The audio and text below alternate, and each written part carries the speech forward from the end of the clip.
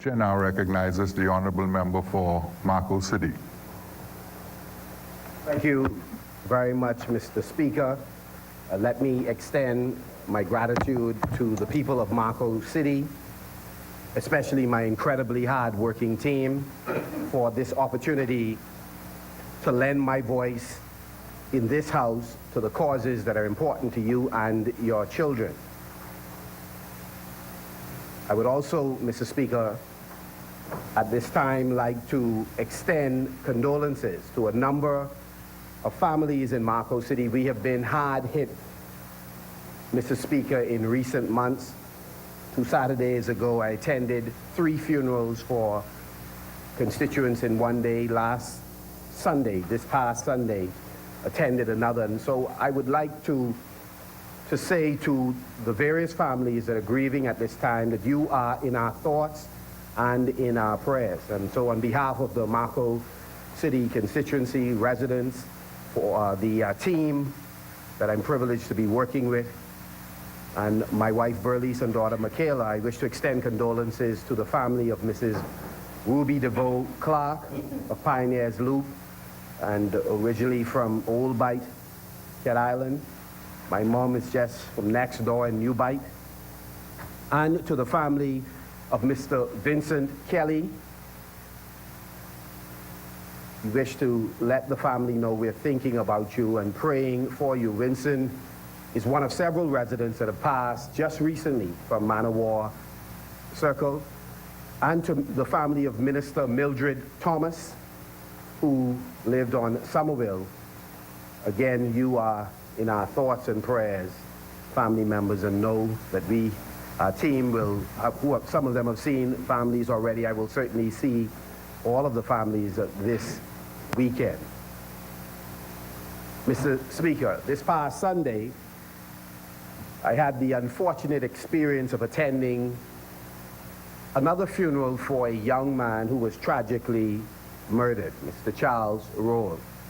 A very difficult situation in so many respects for our community, as both members of who are accused are from, many of them are from our constituency, and obviously it is a tragedy when young persons who are filled with promise and talents are facing the possibility of incarceration. And we pray for God's redemption. We pray while we all expect justice, we pray, God, in many ways that we can have a redemption of these lives, and whether they are incarcerated or out, that there would be a testimony, a message in their transformation that can benefit those who are not incarcerated, who have not gotten in any problems. And so we're praying for their families, praying for them.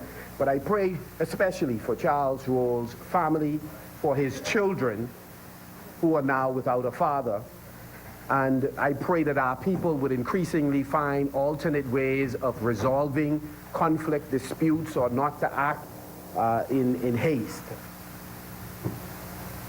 Mr. Speaker, I join my colleagues in general, the Minister of Finance in particular, in supporting these amendments that are a follow-up to a compendium of financial services legislation that have been passed in this House over the past many months.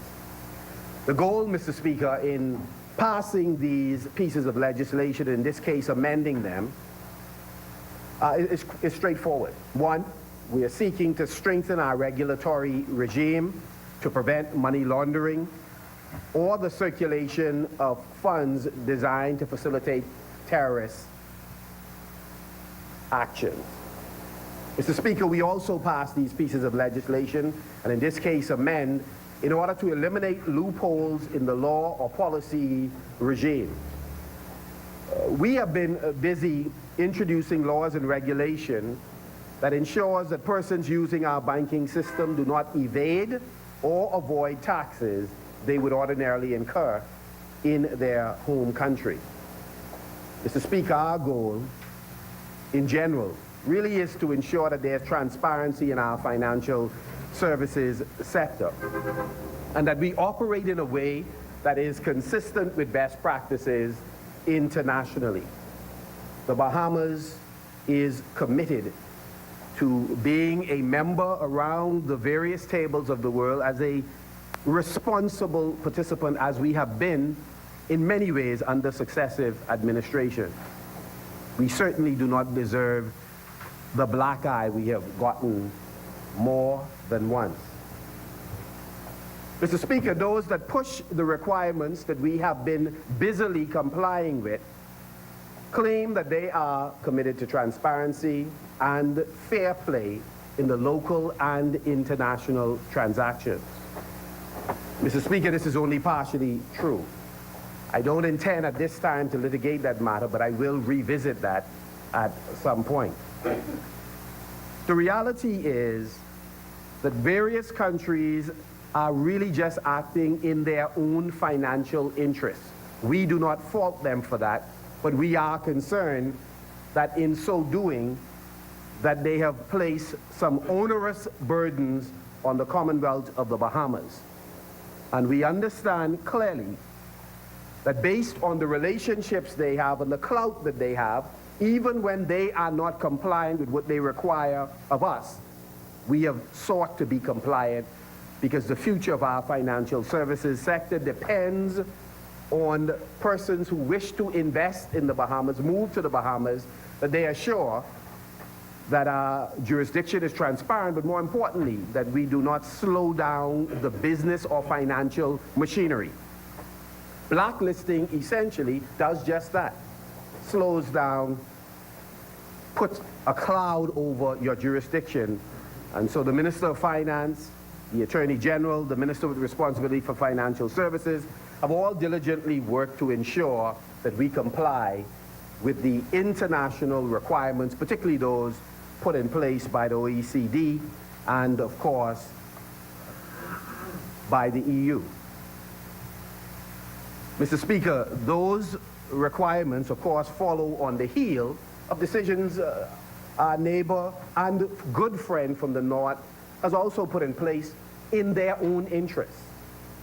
And so whether it is FACTA or it is the common reporting standards put in place by the OECD and the EU, we have had to modify a number of pieces of legislation in order to become compliant. And so, Mr. Speaker, today we are continuing that process, and it is Marco City duty and honor to support the amendments to the Multinational Entities Financial Reporting Amendment Bill 2019 and to the Automatic Exchange of Financial Account Information Amendment Bill 2019. And so, Mr. Speaker, let me make a broader point, and I assure you I will return to this issue of the uneven playing field in the international community, where others require of us that which they themselves do not consistently abide by. But for today, Mr. Speaker, I just want to very briefly do two final things before I take my seat.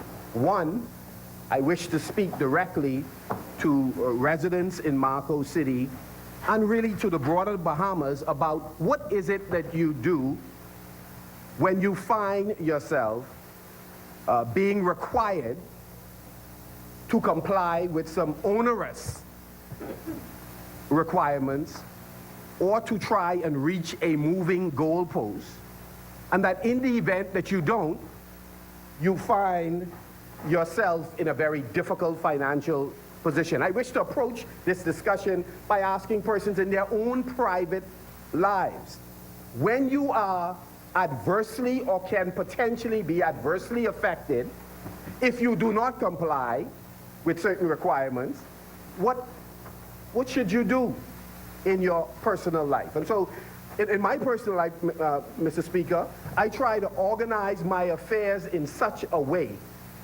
that no one, by affecting one area of my life, can dismantle all else that's going on with me. So in a tough financial environment, you have multiple sources of income that can sustain your country.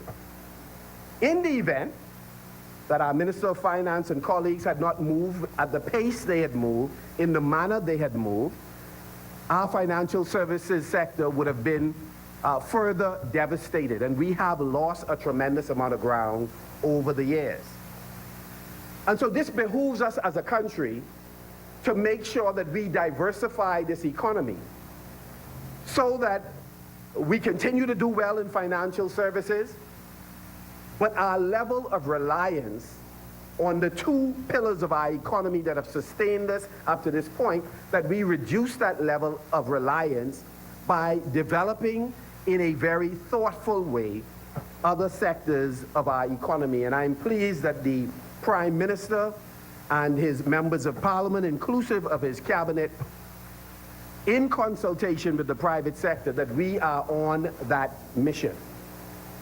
And so, Mr. Speaker, in short, we must construct an economy where we are not held hostage by any international, intergovernmental agency, multinational organization, or our personal appetites. Because to the extent, as a people, to the extent that we develop consumerism and develop a consumption pattern of life, we will consistently be at the mercies of others, when we should be, as Bahamians, consistently considering how we can become more effective producers and exporters, as opposed to consistently importing things that we have the wherewithal and the capacity to produce right here in the Bahamas. And so, again, I ask the question, how do I survive in a difficult and competitive global community where those with might and the right relationships are able to put in place a moving goal post that I must constantly meet? Mr. Speaker, this is why I'm grateful for this opportunity to serve as the Minister of Agriculture and Marine Resources, because I believe that this is but one ministry that has the capacity to help to diversify this Bahamian economy. Mr. Speaker, to date, we are importing more than $700 million worth of produce. This was the same when many years ago, as a high school student in grade 11, that I determined I wanted to study agriculture. We have not moved forward in any measurable way. We continue to import 80% plus of what we consume. Mr. Speaker, we can change these dynamics, but it can't be done solely by echoing sentiments of nationalism. We must demonstrate through smart and hard work that we have the commitment and wherewithal to accomplish this. The same is true, Mr. Speaker, with respect to developing the blue economy in general, which includes fisheries. Mr. Speaker, we are a talented and gifted people as a country who are as talented as anyone else anywhere else. But what is required is a consistent demonstration of this fact rather than merely saying it. And so, Mr. Speaker, in agriculture, we are increasingly committed to looking at new technologies as a way of bringing young people into this sector. Because, Mr. Speaker, the reality is the cultural orientation, not just of young Bahamians or people in the Caribbean, but just recently in attending one of the largest forum of agriculture ministers throughout Europe, the cries are similar, that unless we embrace new technologies, hydroponics, unless we look at aquaponics, aquaculture, mariculture, the use of applications in modernizing our farming and fisheries sector, many of our young people will stay out, and that jeopardizes the future of those sectors.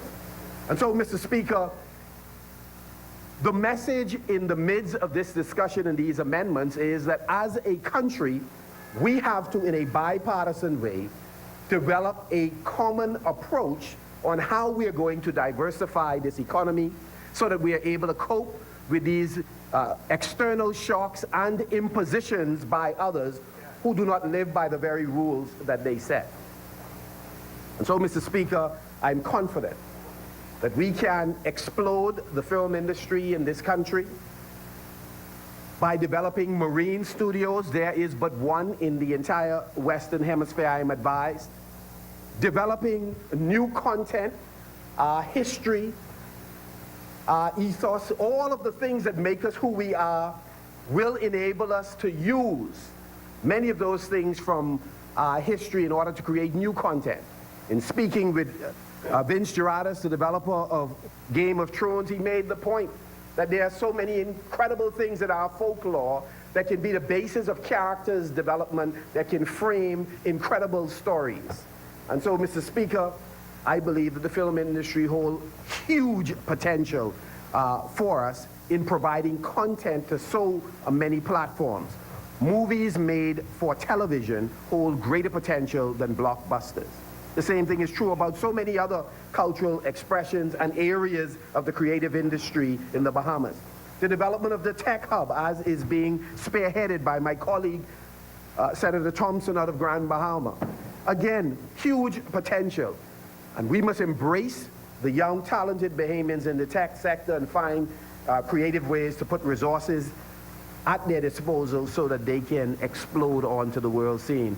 Many talented Bahamians have made it in spite of government, because we have not always been good facilitators of the aspirations of our children. Mr. Speaker, the time has come for us to move with greater pace to put in place tax rebates for corporate citizens who will partner with projects that can have a social impact in the Bahamas.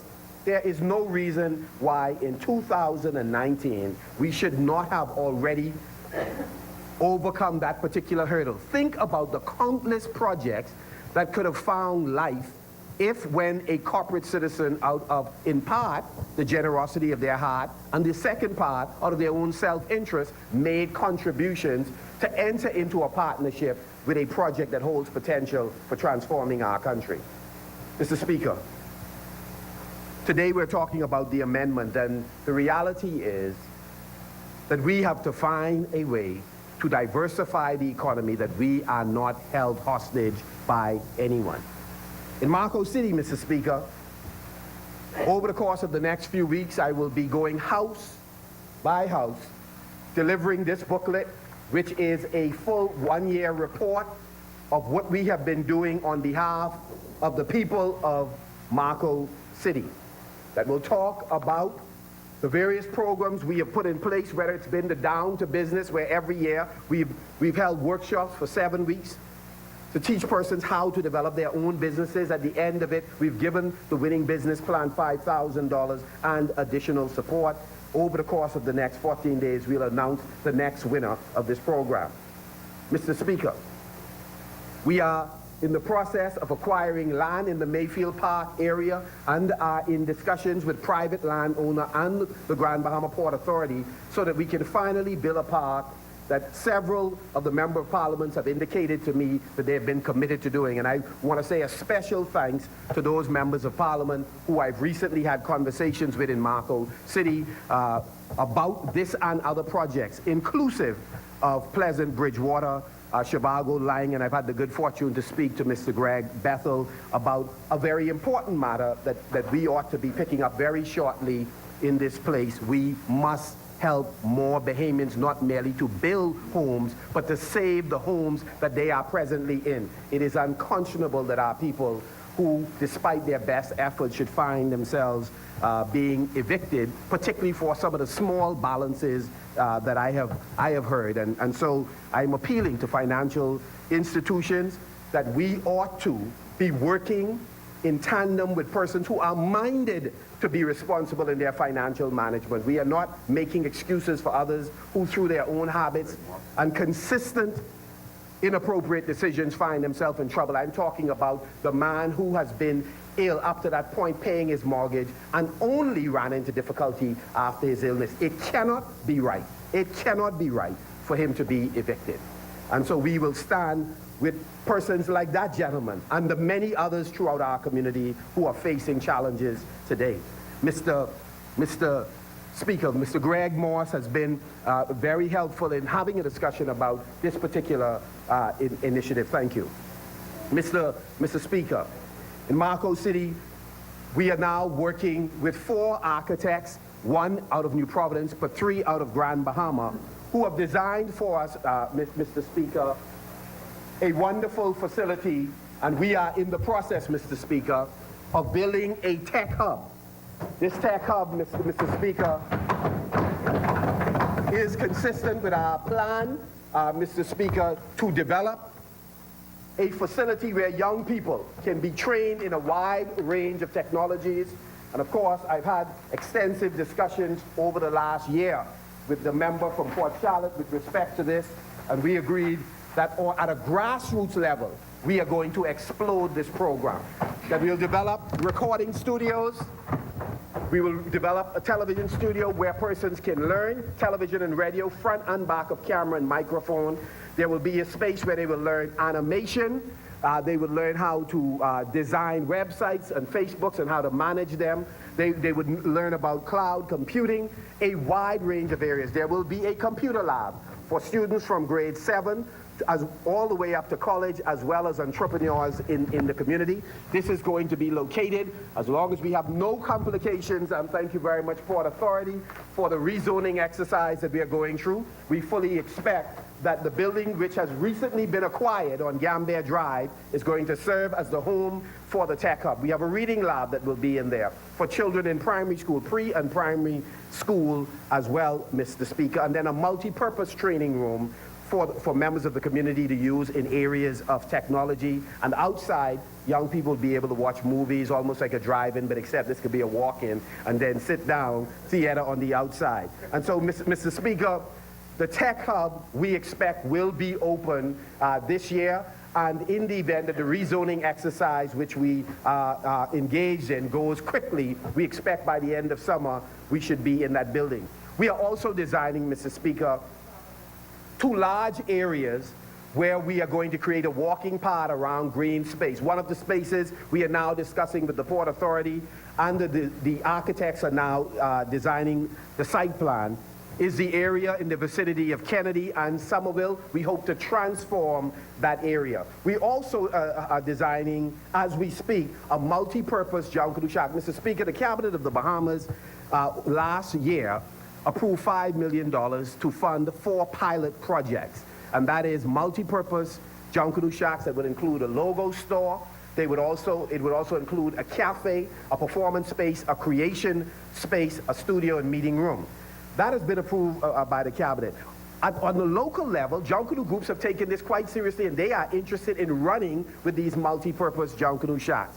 And so I applaud the government for that initiative where land will be made available to John Kudu leaders. Now, in Marco City, we have some of the more prominent John Kuduers who are residents who have committed to this project, and rather than talk about it, what we have done is monies have already been invested with architects.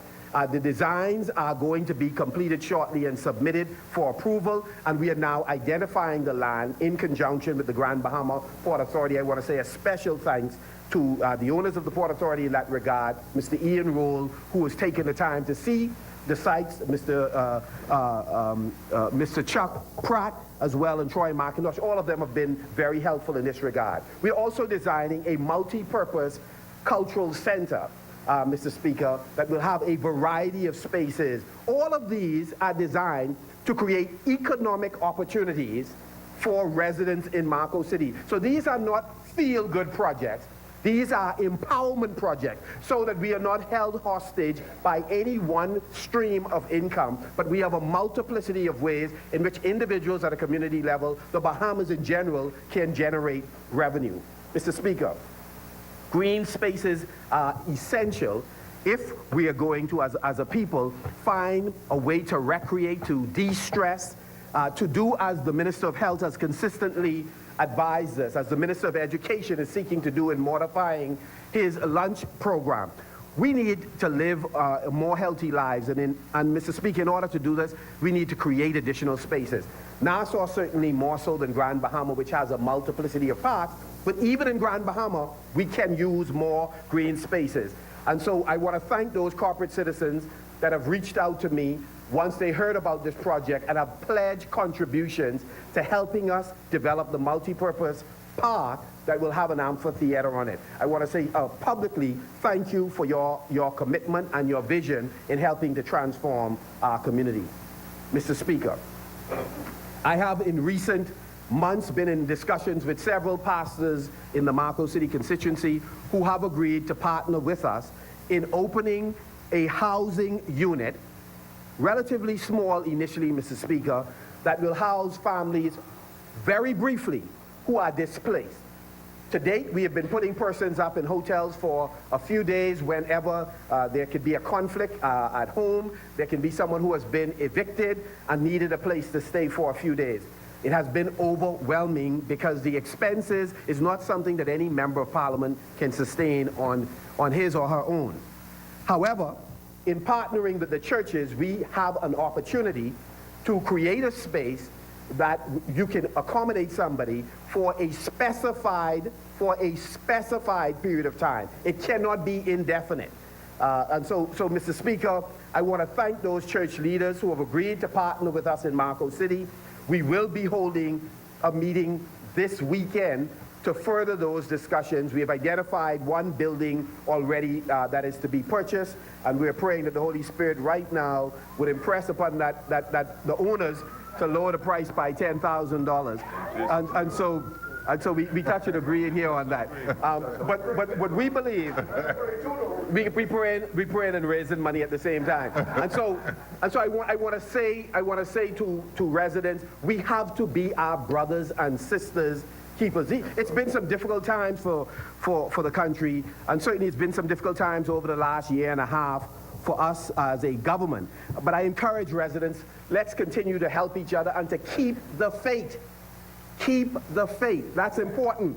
There are persons who would love to get brownie points by simply echoing your suffering and talking about your suffering. But every one of us, especially if you're a member of the government, have been elected in this place to be a part of the solution.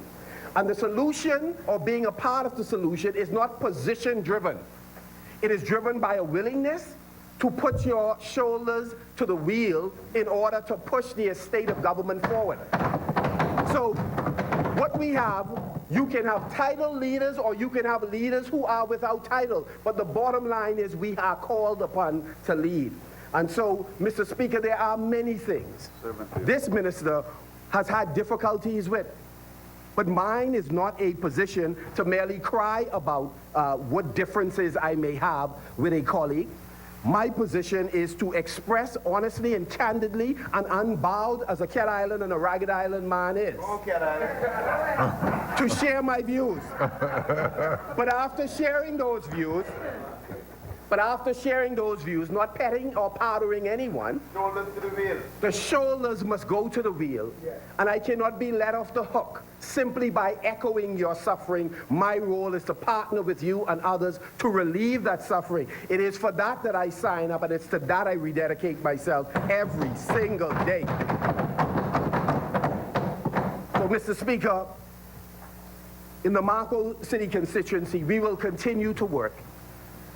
We will continue to make ourselves available to you to address the myriad of concerns that you have. And we have been involved in helping to fund persons in terms of making contributions to education, to dealing with emergency needs that residents have. We still run, we believe, the most comprehensive hurricane relief program, and we continue to support others as well as run a food contribution program. Mr. Speaker, we know our people would rather ownership and employment as opposed to the help that we are giving in some areas, but we will do that until that change comes, and we have had a very high placement rate in terms of jobs in the private sector, and we've had some success in the private sector as well as the government sector. And Mr. Speaker, we make no apologies, despite criticisms we've received on social media, for creating opportunities for contracts for persons who have reached out to us, some of whom have been supporters. Everybody who is astute and honest in Grand Bahama know that Marco City don't watch colors. We didn't do it before the election, and we would not do it after the election. When persons come, we do not check at the door what your political persuasion is. We simply need to know, how can we help?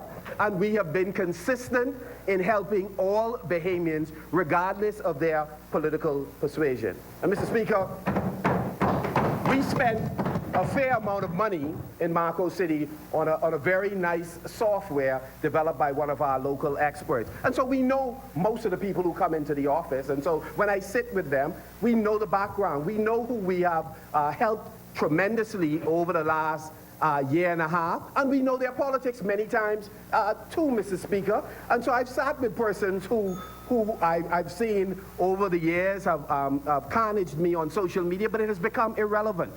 Tribalism has not been very helpful to the country in the last 40 years. I don't anticipate that's going to change anytime soon. And so we have to find a way to turn to each other instead of on each other. And so I'm looking forward, Mr. Speaker, tomorrow night, the minister with responsibility for NIB and the public service will be in Grand Bahama, in Marco City, at the BUT Hall, holding a town meeting to address the myriad of issues. We intend to bring every policy maker here who has carriage of any corporation or ministry so that your needs can be addressed consistently. And so I want to say, with those few words, Mr. Speaker, it is an honor to have this opportunity to serve. I rededicate myself to the service of our people, and I ask that we turn to each other and not on each other.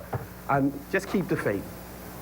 Keep the faith. Change, and more change, Grand Bahama, Commonwealth of the Bahamas, is on the way. God bless you, and I love you.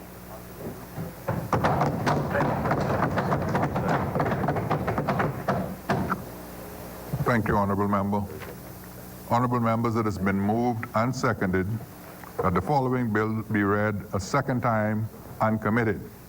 Automatic Exchange of Financial Account Information Amendment Bill 2019.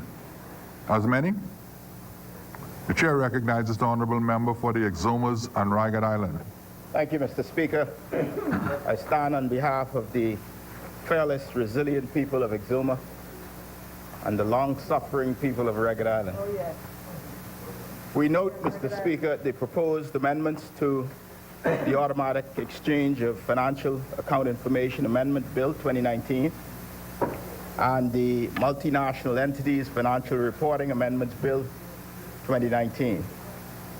On the face of it, Mr. Speaker, they appear to be very straightforward and non-controversial.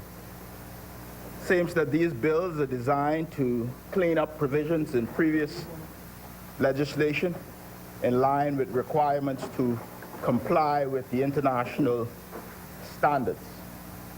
The mover and the seconder, Mr. Speaker, seem to agree that the amendments are straightforward and non-controversial.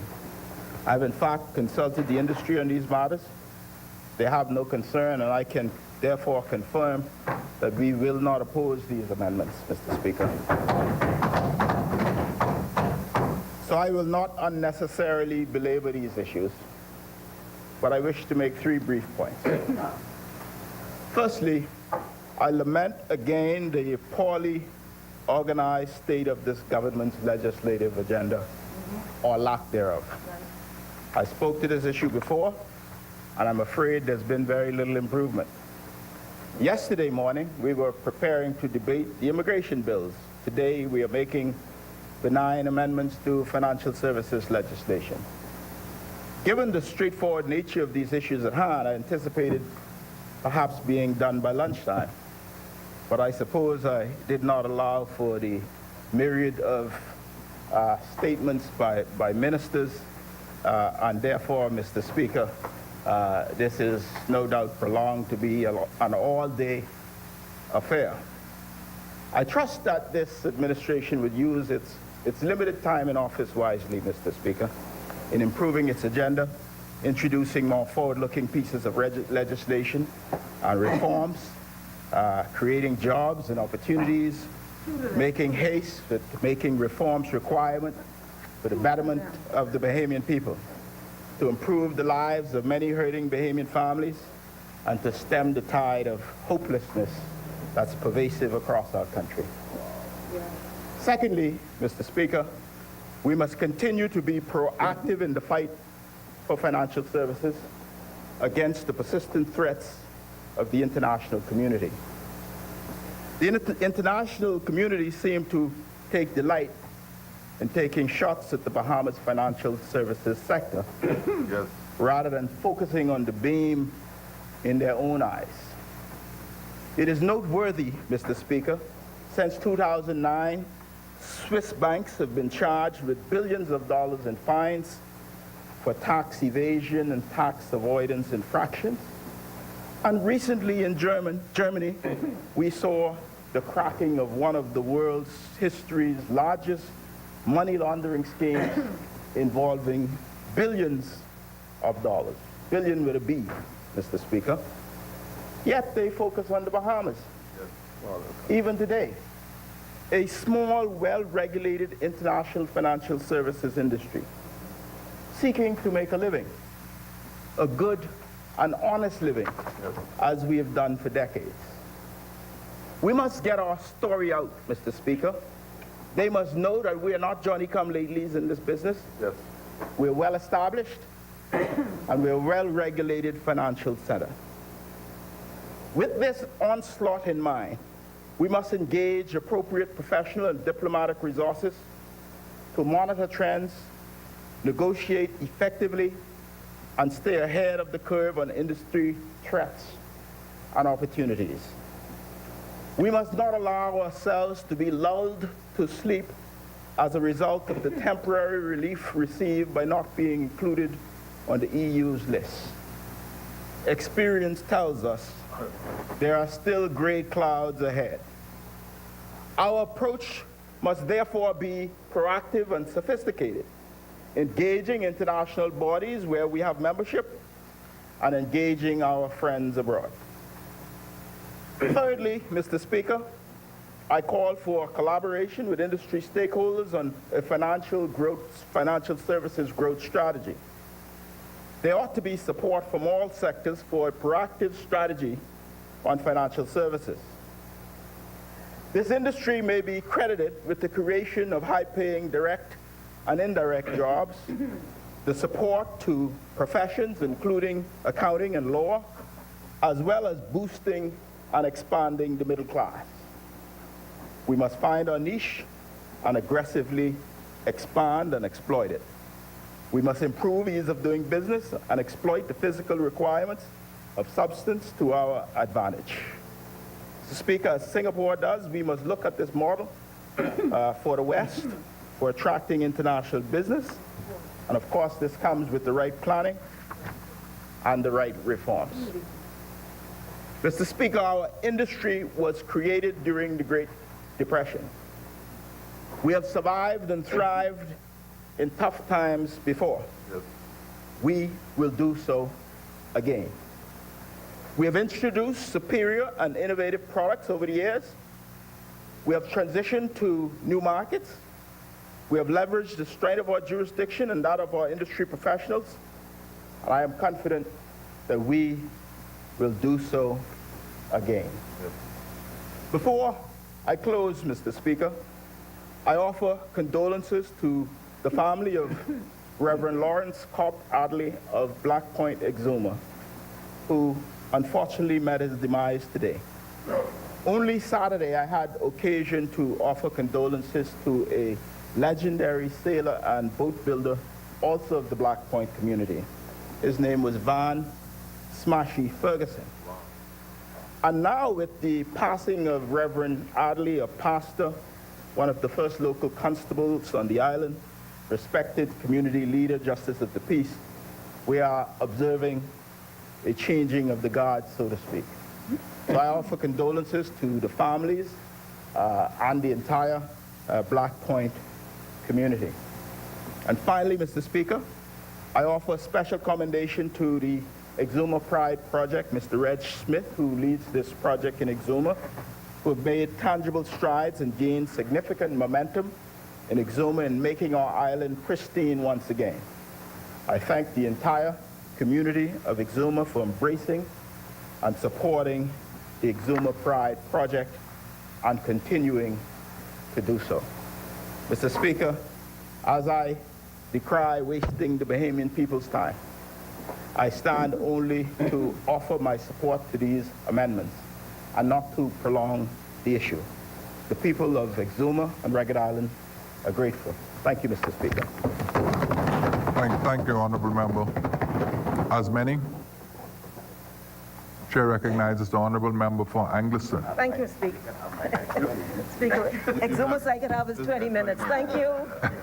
Thanks, Mr. Speaker. I'll only be an hour. I don't mind. Mr. Speaker, I rise on behalf of the good people of Angliston to contribute to this debate.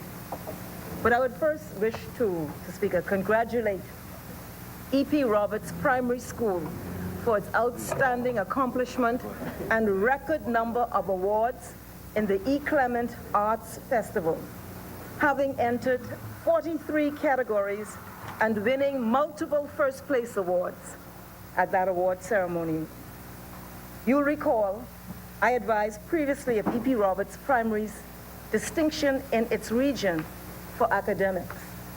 And today I speak now about E.P. Roberts in its excellence in the fine arts.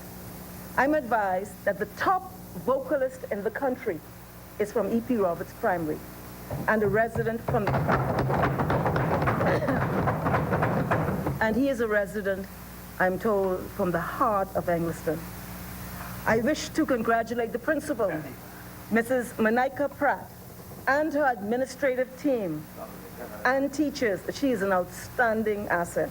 And her administrative team and teachers, and most especially the music teacher, Mr. Rashad Cunningham, who has brought such passion and dedication in tapping into the creative talents of those children. You will recall, Mr. Speaker, last week I spoke to the historic academic achievements of R.M. Daly Senior High School, another school in Angliston that services the Angliston community along with other communities.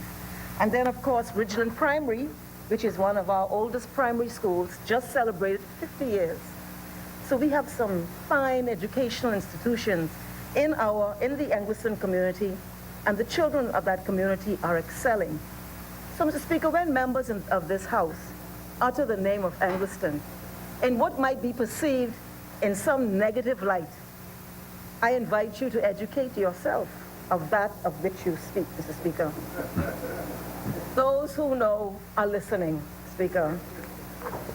Speaker, this debate and these bills touch and concern our financial service. Oh, thank you, Speaker. The Minister of Education has reminded me, and I celebrated, but I omitted just now. The National Teacher of the Year is a teacher at E.P. Roberts Primary School.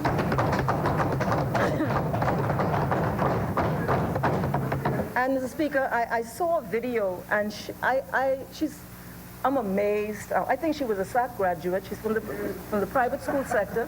She's an Angliston. She's now at E.P. Roberts Primary, Speaker. And Speaker, I must tell you, I saw the video. It is so refreshing, her outlook and her outreach to those children.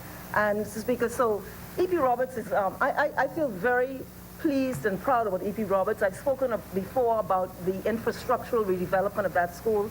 It is becoming a bright light in our educational system, and I'm very proud. And I thank the member for South Beach for reminding me. Her name, she's a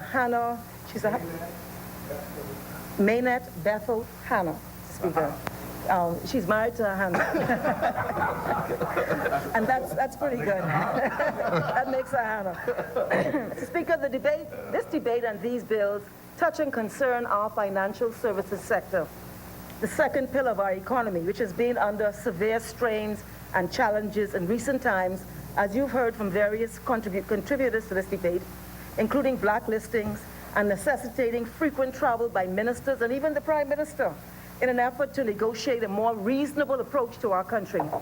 But as I was able to say in a previous debate, which East Grand Bahama seemed to frown upon at that time, my words, for what reason I'm not sure, but I assume that after he has received the multiple, lashes that have come from the European Union, including the blacklisting, perhaps he will now be more empathetic to a viewpoint that I have, that the inequitable approaches by these European nations is deeply rooted in our history, and we must call it by name, Mr. Speaker, as our backs are not bowed in the shadow of any nation. And I think the member for Marco City alluded to this also. Our first obligation, Mr. Speaker, is to our people. And we are mandated in this quest to build a just nation, based upon principle of social and economic equity, just, equitable, a paradigm that provides outstanding opportunities for our people, not just an opportunity, outstanding opportunities, that taps into our national genius, promotes the holistic well-being of our people, holistic well-being, not one-dimensional, intellectual, health, physically, etc., and positions our country as a cutting-edge example of human development. That's what our objective is, Speaker. I don't know what others' objectives are, but that should be the objectives of the Bahamian people. And speaking of walk the walk, that which the member for East Grand Bahama spoke to, and not just talking the talk, I think he said that. The Progressive Liberal Party is the sole political force in the history of this country that has championed the fundamental steps towards this new paradigm. That's history. It's not political bragging. In the context which the member for East Grand Bahama spoke, however, was relative to the reach people that were here and the whole approach to autism and the measures implemented by this administration. And I think what he indicated was that the Free National Movement walks the walk and not just talks the talk. But I have to reiterate that the record must reflect the pioneering and substantive and substantial influence and policy initiatives of the former member for Centerville and former Prime Minister, the Right Honorable Perry Christie. Anything done thereafter is building upon the groundbreaking work that came about from the leadership of that person. And we know about his own personal experience. And for that, we thank him, as it was also under his watch that the thing is called the Persons with Disabilities Act was enacted for a wider and more humane sensitivity for the spectrum of our humanity. So let us not seek to blow our own little horns as its true resonance, little horn, as its true resonance will be lost in the stratosphere of truth and facts, Mr. Speaker. But nevertheless, and I want to reiterate, we support the benefits extended by the government which were announced today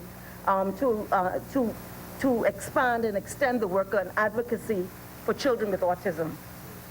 Mr. Speaker, one of the concerns of the OECD has been the preferential concessions given by the Bahamas to foreign entities and individuals in the financial services sector. It has given us pause, and we have had to review and amend legislation in the last several weeks as a result of this concern they have had.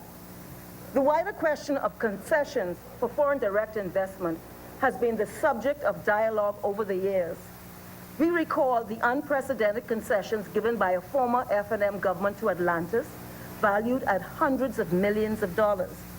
The concessions given to Bahama by a former PLP administration were heavily criticized by the then deputy leader of the opposition, now the deputy prime minister. I said hundreds of millions of dollars. The Atlantis. No, we got to get to it. We got to get to it. Okay. We must, you see now, I'm glad you energizing me. Thank you, Speaker. Thank you. I was just giving a little speech here, but I appreciate that, East Grand Bahama. Collegiality. Speaker, the concessions given to Bahama were heavily criticized by the then deputy leader of the opposition, now deputy prime minister, when he was heard to say, and that was the 2nd of May 2017, he may remember, when he said the following: we must ensure that the investment table is balanced and that concessions are offset by revenue, millions that are forgiven.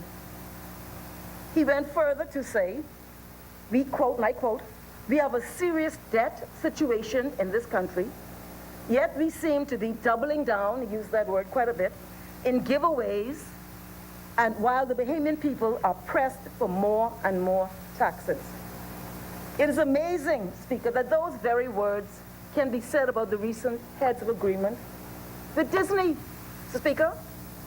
Of course, no one will doubt the impact Bahama has had on the economy, not least of which is 5,000 or thereabouts full-time jobs year-round, Speaker. And we've seen the IMF reports and all of these ratings agencies, and they talk about the impact of that project to our national GDP. At the outset, let me say, we all want Eleuthera to flourish. It is an incredible jewel which has produced some of our finest sons and daughters. It is also in the short list in our country for the most beautiful spots in our country and in the region, and I say in the world, including the Lighthouse Point, which has been nonsense. Oh, the member of Parliament said it's nonsense what I'm saying. Well, I will repeat what I say. It has produced some of our finest sons and daughters. No, he disagreed with that, and he knows why he disagreed with that for his own experience. It is also on the short list for the most beautiful spots in our country, in the region, and in the world. I say in the world. Eleuthera. Yes, Eleuthera, Speaker. He disagreed with that, but that's okay. Including the Lighthouse Point. Including the Lighthouse Point, which has been described as phenomenally breathtaking for its utter and natural magnificence, Mr. Speaker. It is for this reason, Mr. Speaker, that I was very surprised to see the lack of muscle, the absence of protein in the heads of agreement between the Bahamas government and Disney. And for those who are listening, my comments are grounded in the belief that the people of Eleuthera do not deserve a little something, but deserve as much as can be carved out, captured, and protected for those great people, Speaker. They're great now. They're great now. That's right. They're great now. Speaker, the member for Eleuthera wants to know if the people are great now. Eleuthera, yes, they are great. People of Eleuthera are great, Speaker. What did you do for? Speaker, I want you to assist me with this member. You don't have to. No, Speaker. Speaker, you don't have to. No problem. Speaker, you don't have to. Speaker. Honorable member. It's okay. No, don't put that on the I record. withdraw it. I won't put that on you, Mr. Speaker. I withdraw that, Speaker.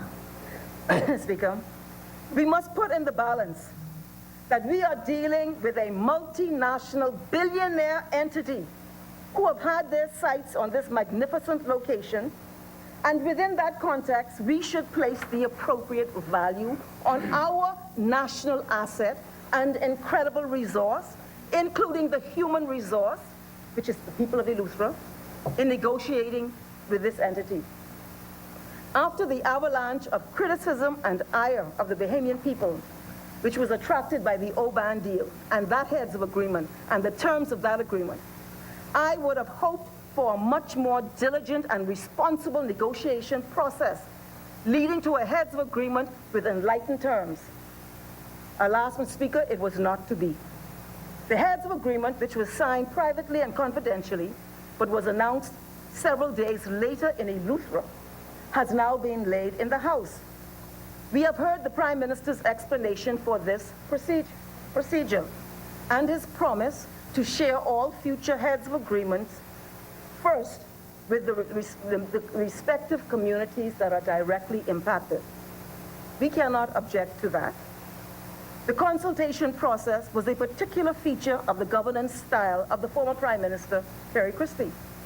He frequently moved throughout the country, personally involving himself with local island communities.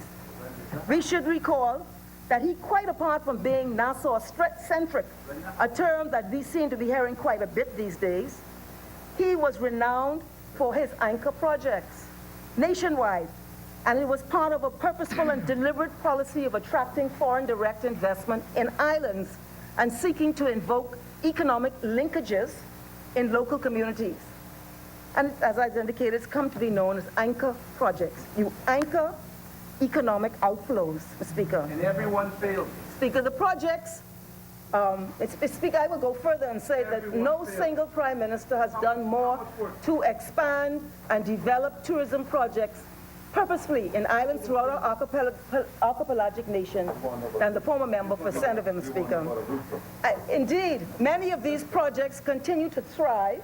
I hear the member for South Eleuthera saying they all failed. I'm so sad. He needs to educate himself, Mr. Speaker. Indeed, many of these projects continue to thrive throughout the country in Abaco, in Exuma, in Bimini, and of course you have the Cove in Eleuthera, Speaker, including, and in Grand Bahama, Mr. Speaker. And if it were not for the hurricane, perhaps it would have been different, Mr. Speaker. I was at the opening, Mr. Speaker. Speaker, I accompanied the Prime Minister with the Prime Minister at that time for the opening of that project, Speaker. Mr. Speaker, this Nassau-centric thing, I'm not sure what it means, but the history has not been anything of that nature, in case that impression is being given by the successor of the former Prime Minister, which the current Prime Minister is, Mr. Speaker. And so, Mr. Speaker, many of these, and I did I mention all over New Providence, Bahama, Marriott, the Point, and on, Mr. Speaker. All of these are positively contributing to our GDP and the foundational economic growth upon which we now see the positive economic indicators today, Mr. Speaker. Speaking of economic indicators, I agree with the member for East Grand Bahama that the Department of Statistics must be bolstered and properly resourced, and its scope of analysis broadened and expanded. I'll be on that, and I tell you why. We know this has to happen. It's sad that it's not yet happened at this point fully in our development. We heard our Prime Minister today stand in this House and tell the nation we do not know how many of our children suffer from autism, and he was constrained to cite American statistics and hope to give a parallel guesstimation of what's happening in this country. And so what I say is not personal to the Prime Minister, but it reflects on the state of our national data and statistics and across the board, and perhaps speaks to why, or the inefficacy of our policy initiatives, because we have no data on need and or impact or outcome.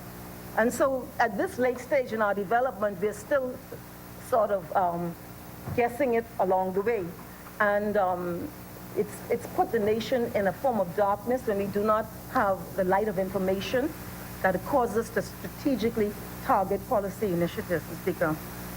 On the issue of concessions, Mr. Speaker, I was very interested to see a video circulating on social media on what appeared to be a parliamentary contribution by the Prime Minister of Barbados, Mia Mottley. And she was speaking about Sandals, the Sandals Hotel, and I think she was making the point that that her government had to respect concessions given by a prior administration to Sandals, and that they were a government of rule of law, and it would not be appropriate to try to uproot concessions that are being given by way of contractual arrangement. But there were additional concessions that were being requested under her watch. And her argument was very interesting, because you will recall that Barbados is in the throes of an economic crisis of sorts, and they're under the management of the IMF. So I was very interested to hear what amounted to a lament that essentially, and I paraphrase, that it is through these interventions, foreign direct investment interventions or projects in our economy, her economy, but in our economies, that we expect to accrue revenue to build roads and schools and hospitals. That's where you get it from. That's the cream of national development. And she says that she was lamenting that, and we seem to have gotten it backwards, because while these entities get the lion's share of tax concessions, citizens are further and more burdened by taxes. And the member for Marco City spoke about giving businesses incentives or concessions to stimulate certain activities, and which is an excellent idea. But we have actually been prioritizing and favoritizing billionaire multinational companies who really, they're coming to this beautiful nation and getting, extreme concessions. And then you can't build your schools, like Mia Motley say. You can't build your hospital. So where are you going to get the money from? You're going to go to your citizen and bring the hum of pressure on that citizen while we've given all the breaks to the foreign direct investment, Speaker. This is a distortion.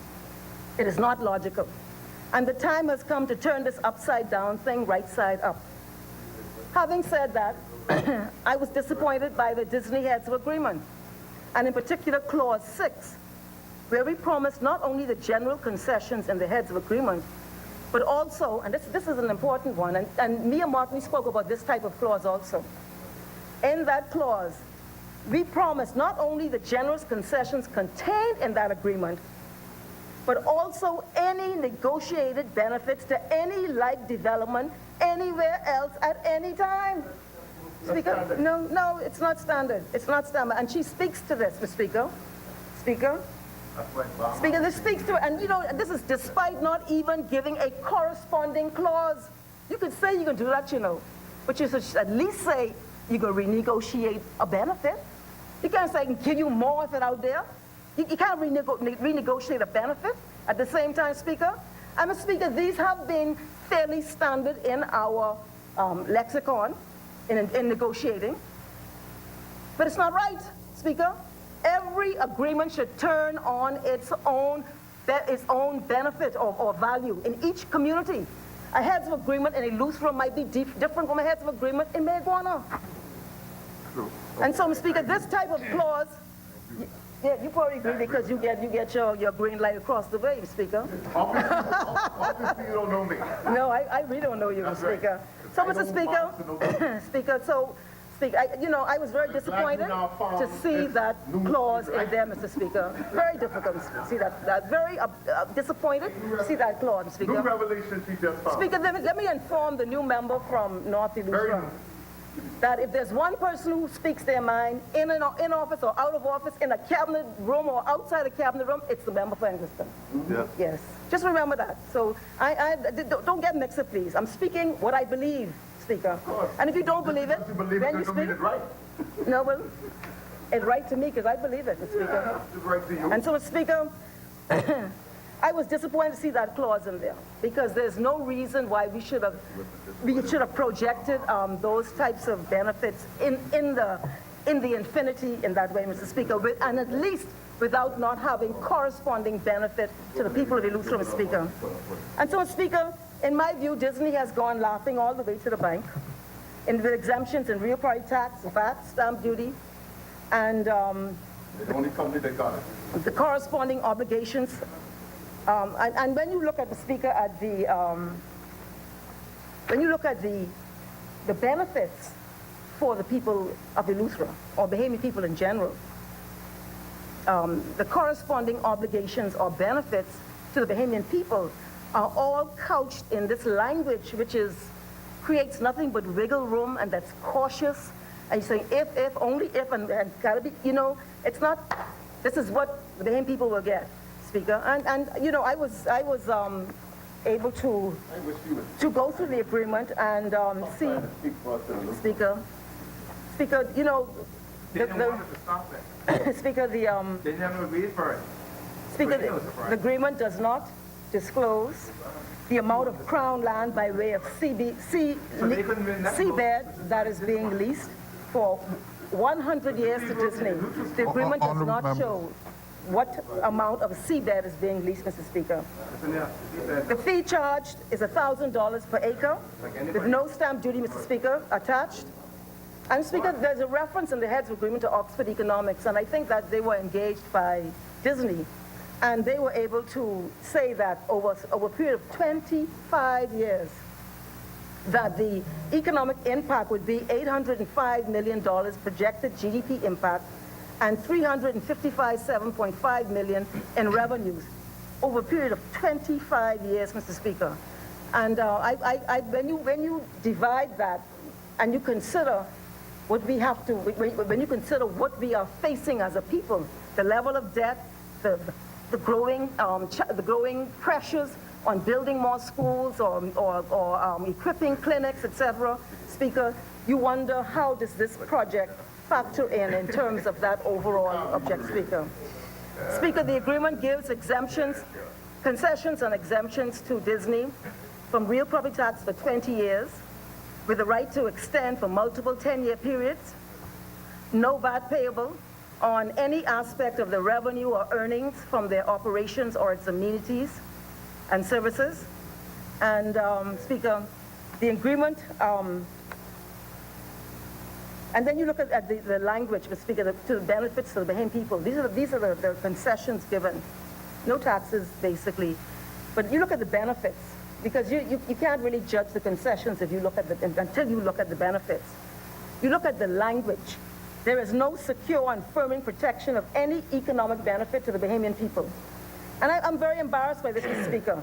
The agreement purports to secure at least 120 construction jobs. But the ratio of foreign to Bahamian labor is subject to the exigencies of the project, such as so-called expertise and technical demands, timely completion, etc. Our experience tells us, and we've seen it now with the point, what this can mean, Mr. Speaker. We have to learn from these experiences, Mr. Speaker, and not repeat the mistakes. There is no guarantee in the agreement for use of a Bahamian contractor. I would have hoped that you would have put a clause in there to say it has to be a Bahamian contractor in Eleuthera, Speaker. And so we run a risk that under the agreement they can bring in a foreign contractor, Mr. Speaker. The permanent involvement by Bahamian appears to be 150 jobs. That's permanent now, not the construction. And then with work permits anticipated, and it goes into the types of work permits that can happen there. It allows access by Bahamian vendors of T-shirts and souvenirs, retail items and services. It describes services. But the number and type of the number of vendors and type of merchandise is ultimately to be at the discretion of Disney. So we're not sure what kind of impact this is going to have, Mr. Speaker. Whether it's minimal or considerable, we don't know, and it's not being protected in the agreement, Speaker. There's no provision allowing participation in any shops and restaurants. The tour excursion, this is the part that I feel strongly about, Mr. Speaker, and my time is running out. I issue this as a statement, but on the issue of the tour and the sea and land-based tours, this agreement is worded in such a way that we have empowered Disney to engage in areas that are reserved under our investment policy for Bahamians only. I'm very, very disappointed, and I would have invited you to have had a look at the Carnival Heads of Agreement. No. I will read it. No, Speaker, I will read it, but I don't want to use my time. I can read it. If you allow me to read it after I finish, or you give me the time, I will read it. No, I will find it. No. Speaker, I will find it, Speaker. They have left it open. Yes, I can go through it with you. You were right. You all sit around the cabinet table. You should have gone through it with a fine-tooth comb. And I can tell you, if you looked at the Carnival Heads of Agreement that we negotiated with East Grand Bahama, and we still don't know what happened to that Heads of Agreement, you would have seen the diligence, the focus, the insistence that we did as a government with Carnival to protect the rights of Bahamians in the economy. But no Just a Speaker. Then the pipeline. No, it was the deliverance was. No Speaker.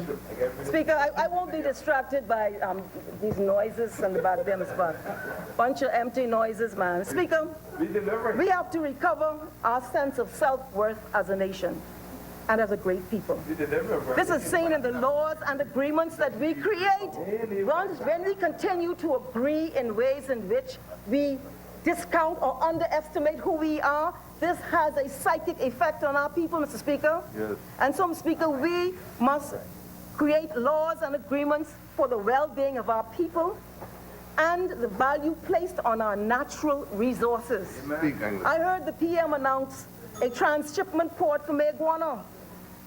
But I think what he did not tell us is that there is a heads of agreement with the I Group, and they're supposed to do some major resort there. But I'm advised that it's being abandoned, waived, or forgiven. Speaker. Ask again. She didn't hear you.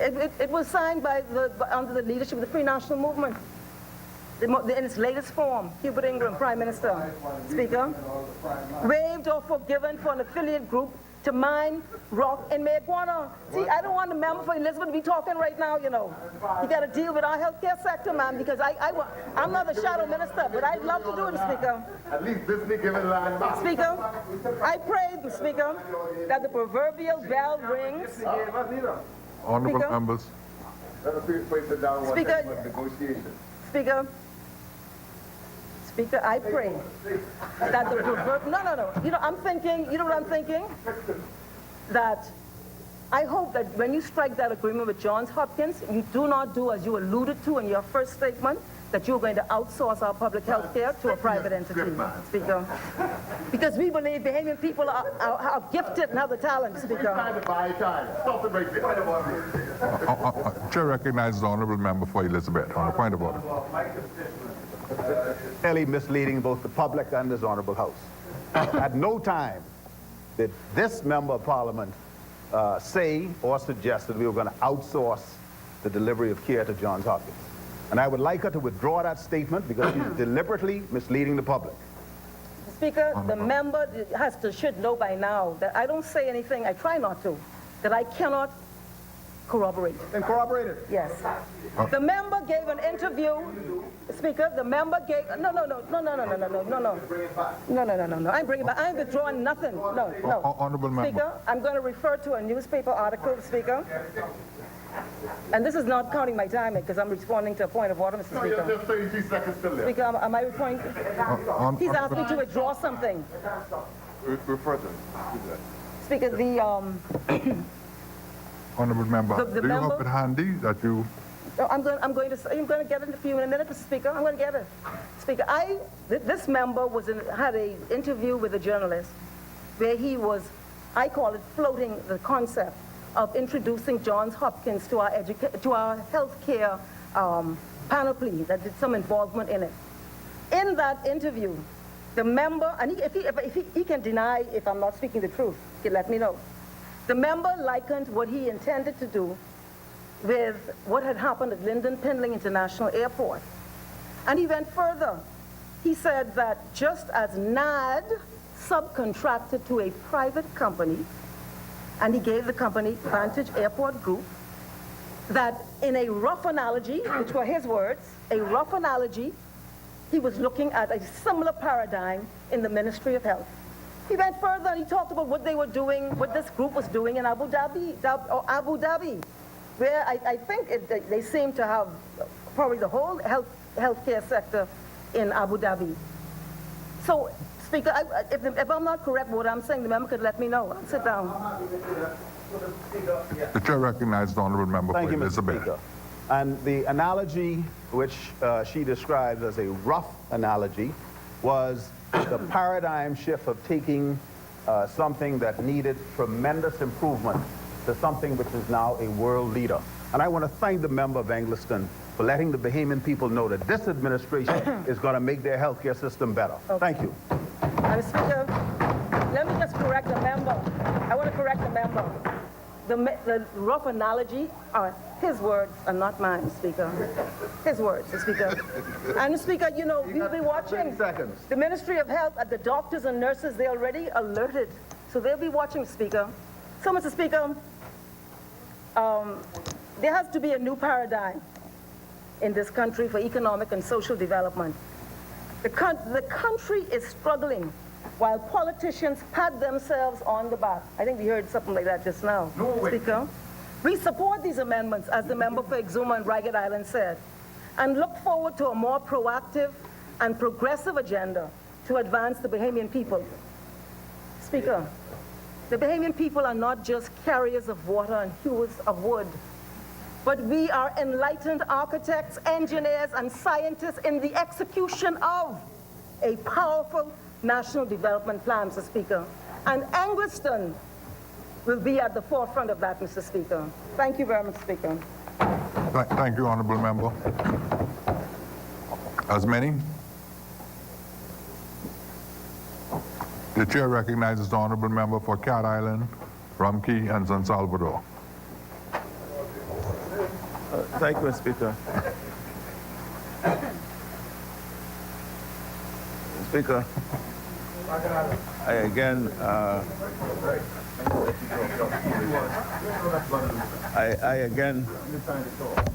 wish to express my deep appreciation for the fine and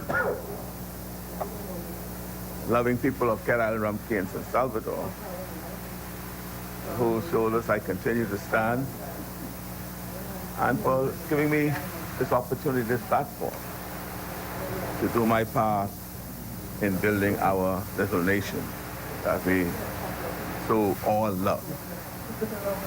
Mr. Speaker, the two bills, amendments, as you would have heard from our side, we support them. Because I think we attempted very early in this session to sensitize those opposite to the assaults and the meaning of those assaults on our financial services industry. And I keep using the term, Mr. Speaker. blame storming instead of brainstorming, because it started off by blaming us. You know, the Progressive Party, the PLP, their government, they put us in this stew. We were on the precipice of a lot of things. And I think, you know, the Damascus moment is setting in.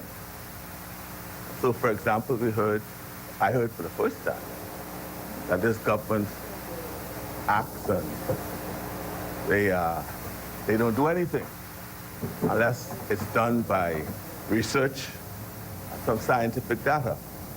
But I recall very vividly. What you said?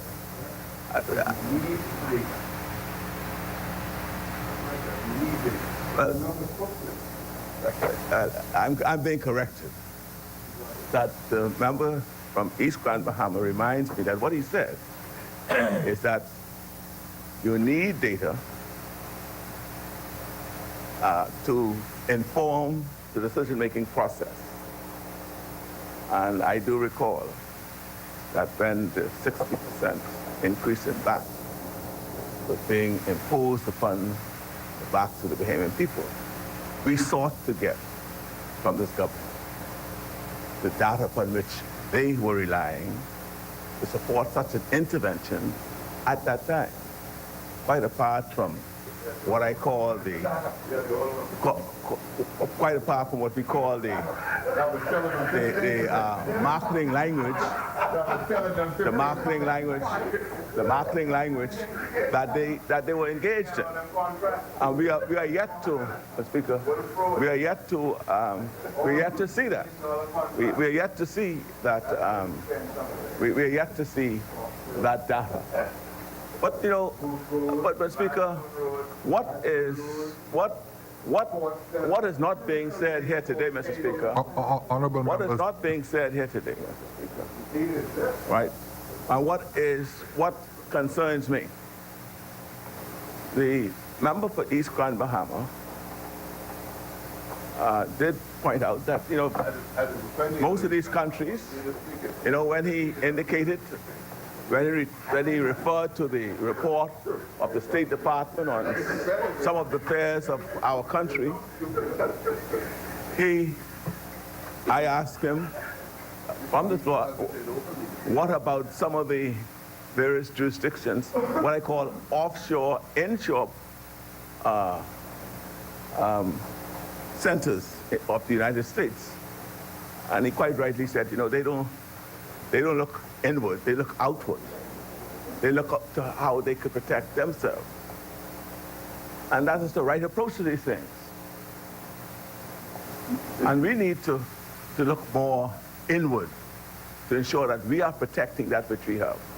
I'm concerned, Mr. Speaker, because it is clear to me that the government continues to rush into things without fully appreciating and understanding the consequences of them.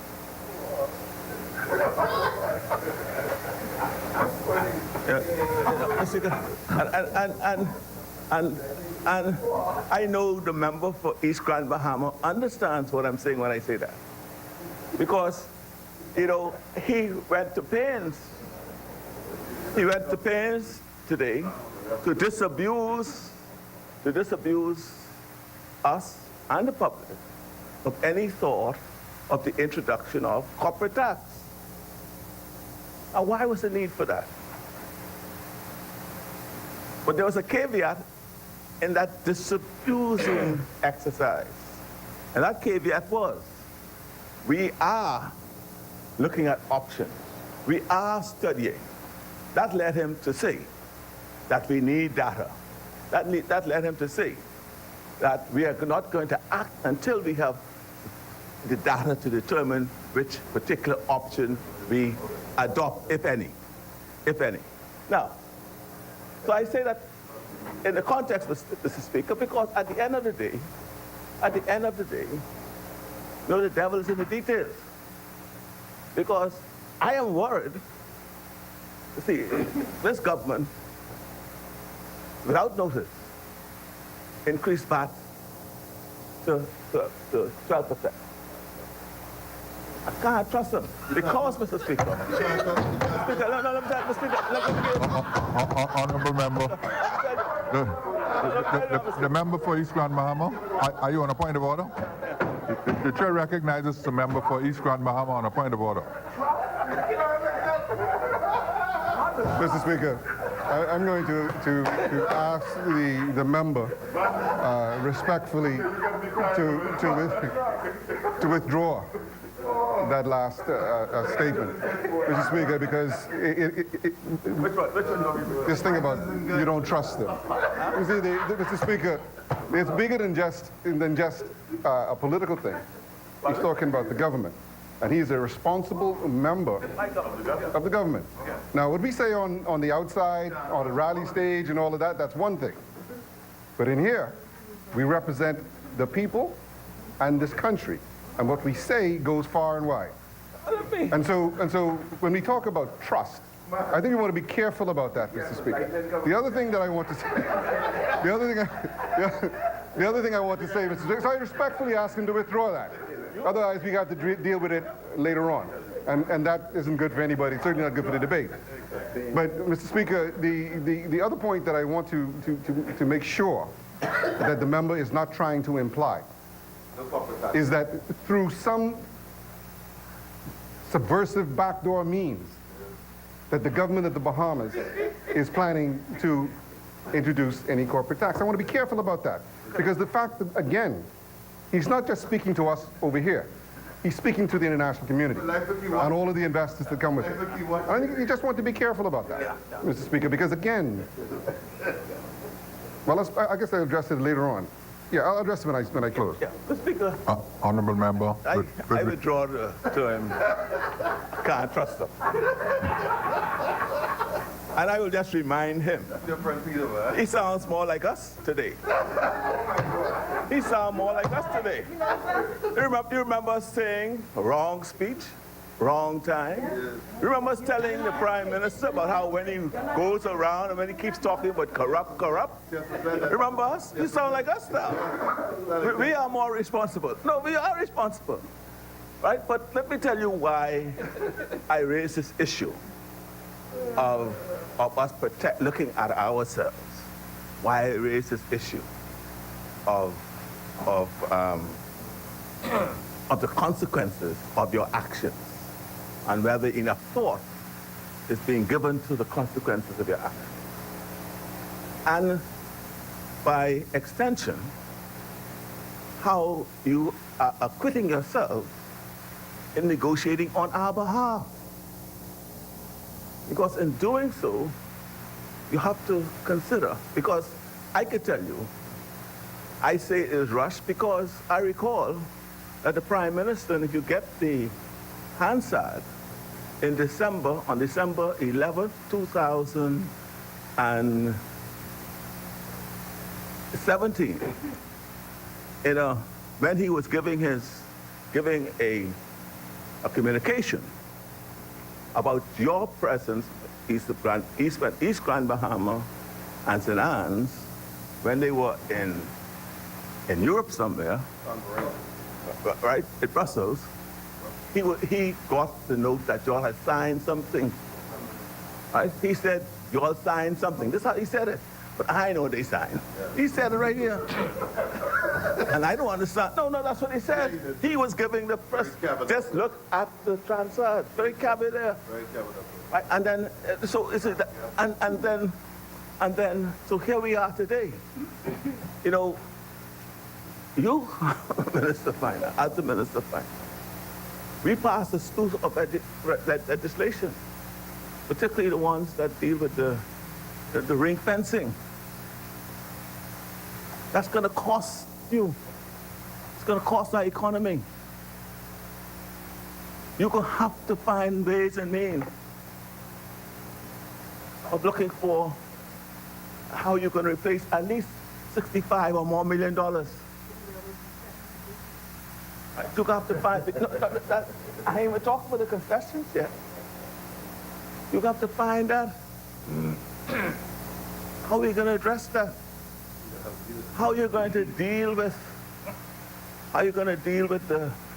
the revenue loss that you're going to be getting from the offshore banks and the external insurers? Right now, so those are the consequences of our ring fencing. It was being alluded to, but did we give enough thought? And then could we not find a better way? You see, we have to, Mr. Speaker, we have to start standing up. Because at the end of the day, you see,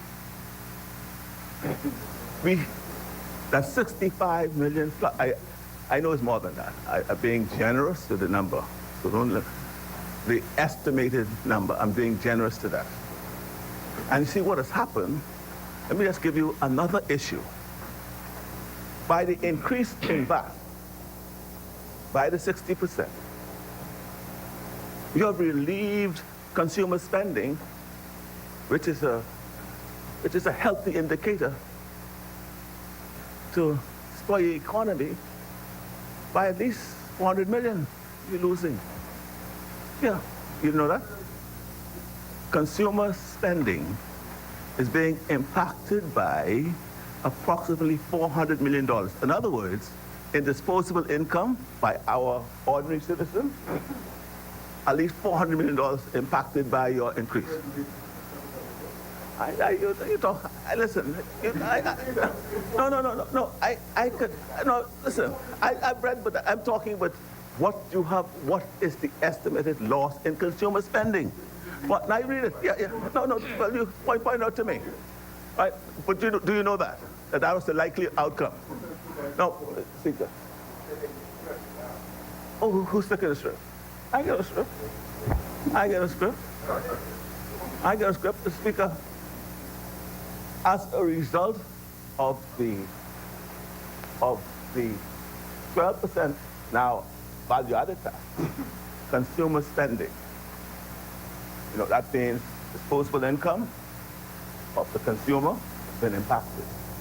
And that is estimated for a loss in that indicator of some $400 million. That's the estimate. Right. Now, when you take that into account, and then when you add that or compound that with the fact that you're going to be losing from sectors that sector that was ring fenced, and that fence has now been taken from it. They're no longer corralled. You are losing more than $65 million that you could do that this year, maybe. What's going to replace that? I don't want to be sounding no doom and gloom, but I point that out to this government, lest they think we don't appreciate what's going on. You have to find that. And I'm concerned because this government have the tendency of looking at the people in Engliston, Old by Cat Island, to help to replace the revenue loss by taxing us. And we need to find a way to reverse that.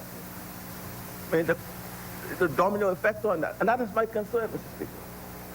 That we have a tendency of the government not thinking through what they're doing and their consequences. I mean, just look at the,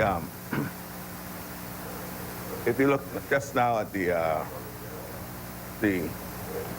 multinational, multinational You said we got to start now. multinational entities financial reporting bill.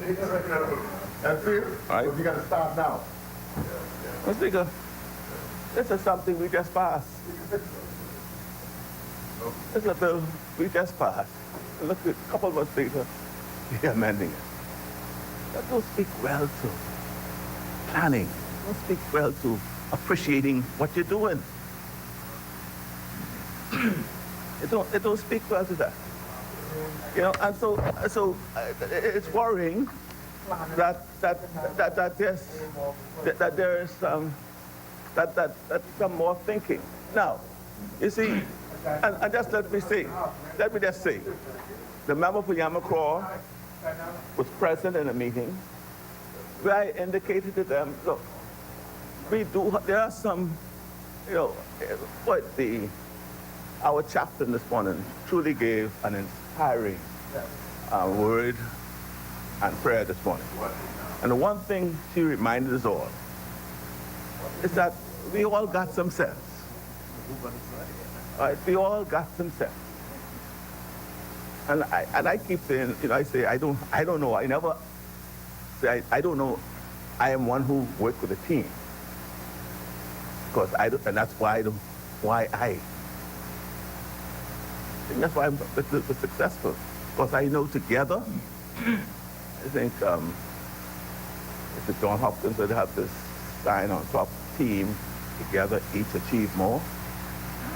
Well, that's why, Mr. Speaker, you know, I sat with the Attorney General and some of his colleagues, and I identified some of the intelligentsia on my side. I didn't say me, I didn't say, well, let me, no. I said, we got some brothers.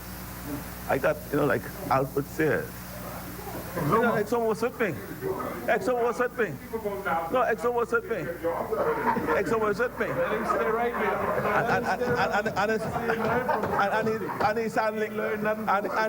And he's handling his portfolio well. But we have others of us.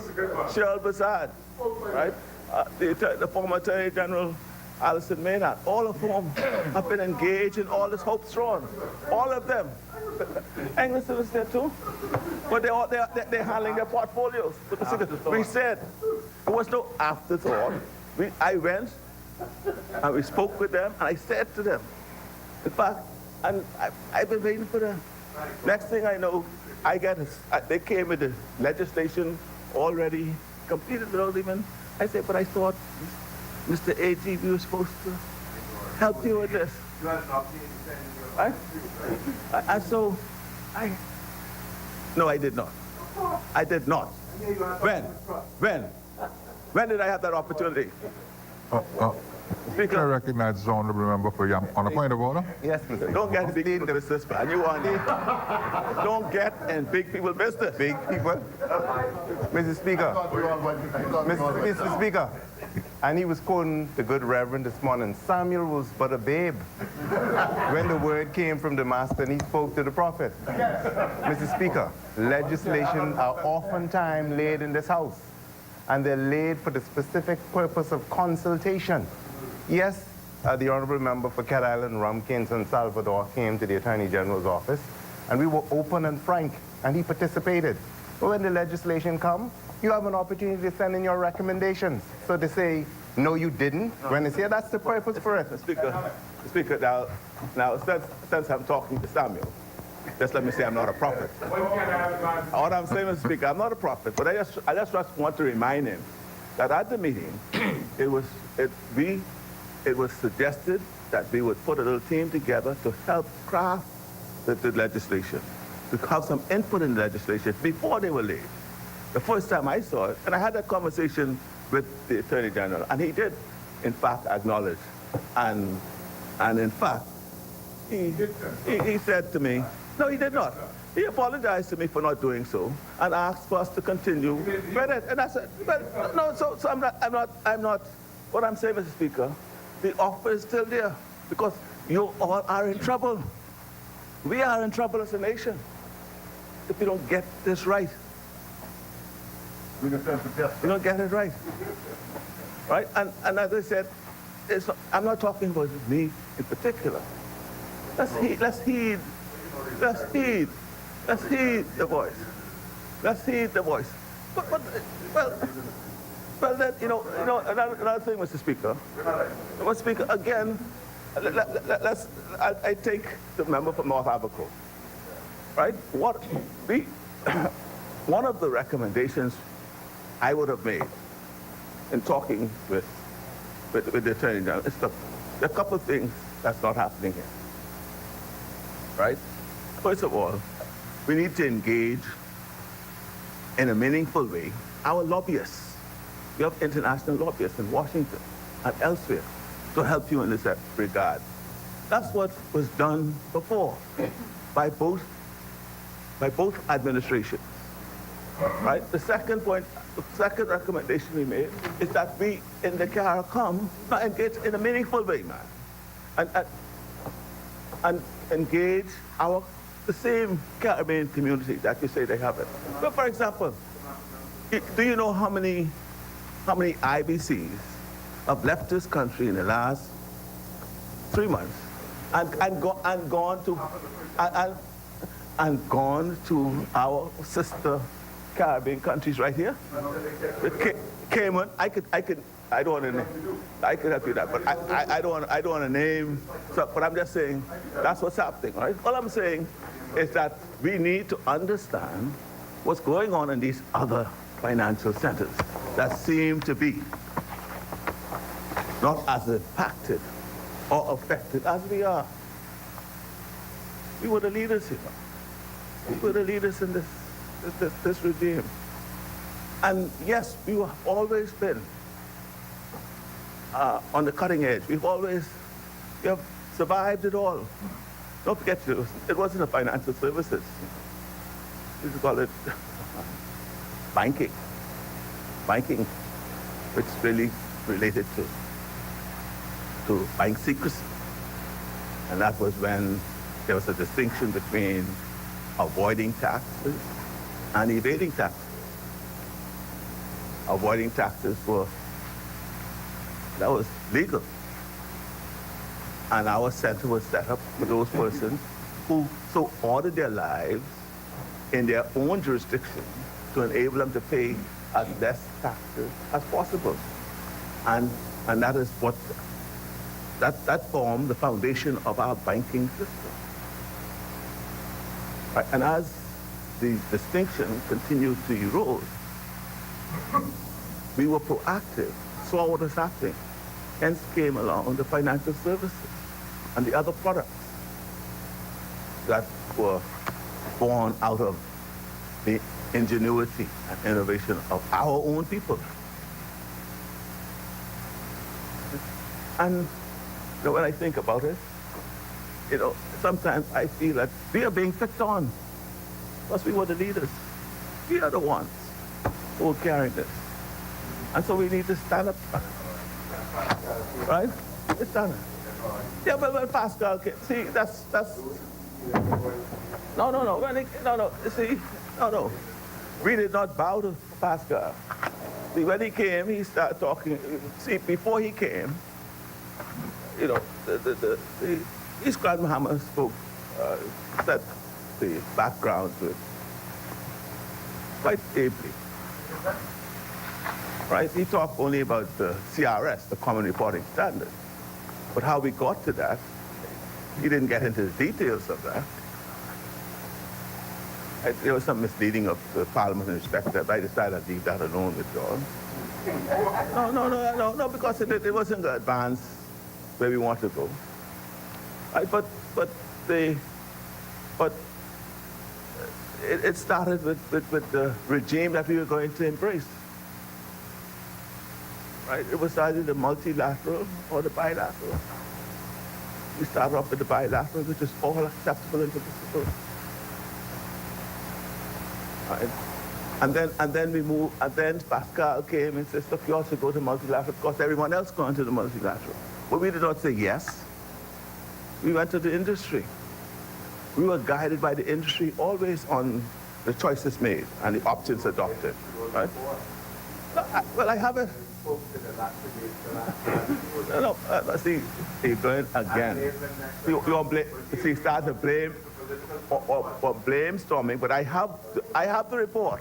Because in that same report you speak, that's why I said there was some misleading here when you talk about how many tax exchange treaties we signed. No, it wasn't you. You didn't mislead. I don't say it wasn't you. Let me excuse you. Let me exclude you, East Scrat Bahama. But I forgive Samuel, you know. And I didn't raise it any further. Honorable if I may member, continue. the member for Yamakro on the point of order. If I may continue. That's because I don't get, I try not to get in big. No family squad. No family squabble. I try not to get in big people business, but there's, small acts do some serious damage. But I don't know whatever misleading I could have done. Speaker, Please, Samuel Bray. no small acts does do damage. And I accept that because I was a small act all my life.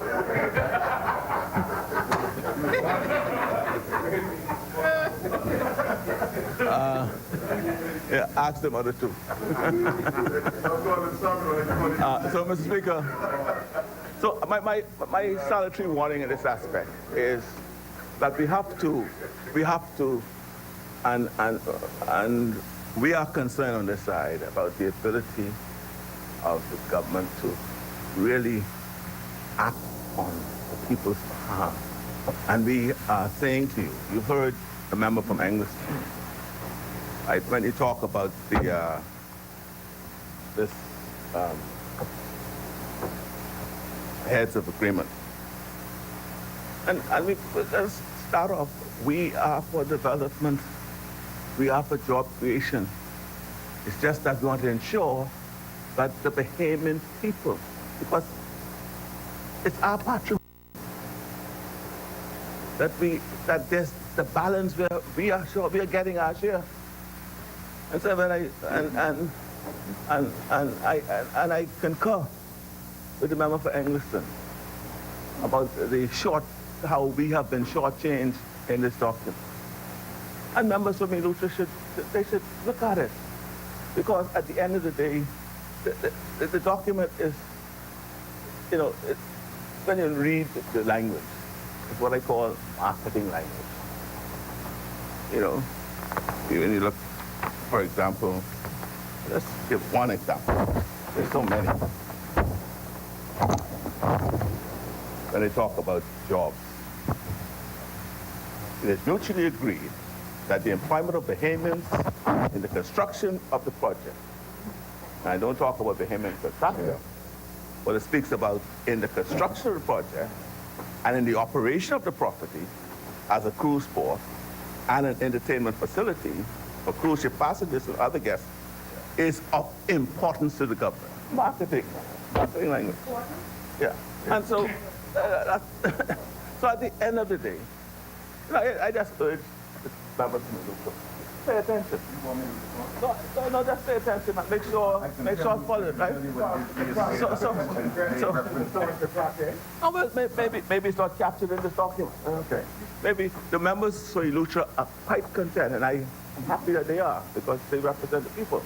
And they say that, and they say, Mr. Speaker, that they could tell me what Disney said to them. So what I invite them to do is consider what Disney said to them. Look at this document to see whether it's been captured like that. And I'll be very happy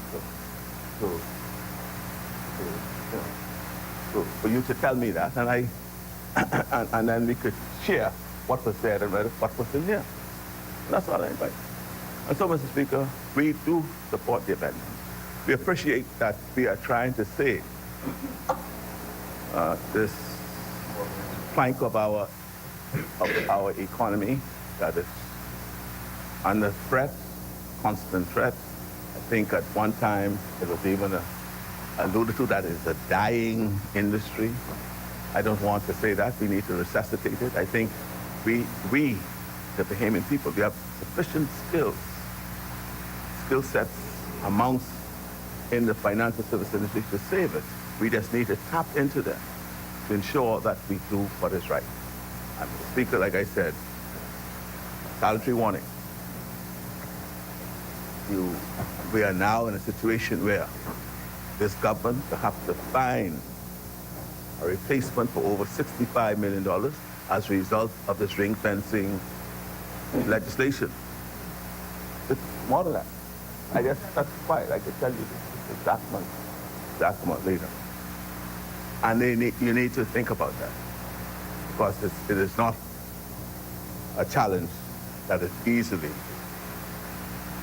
overcome.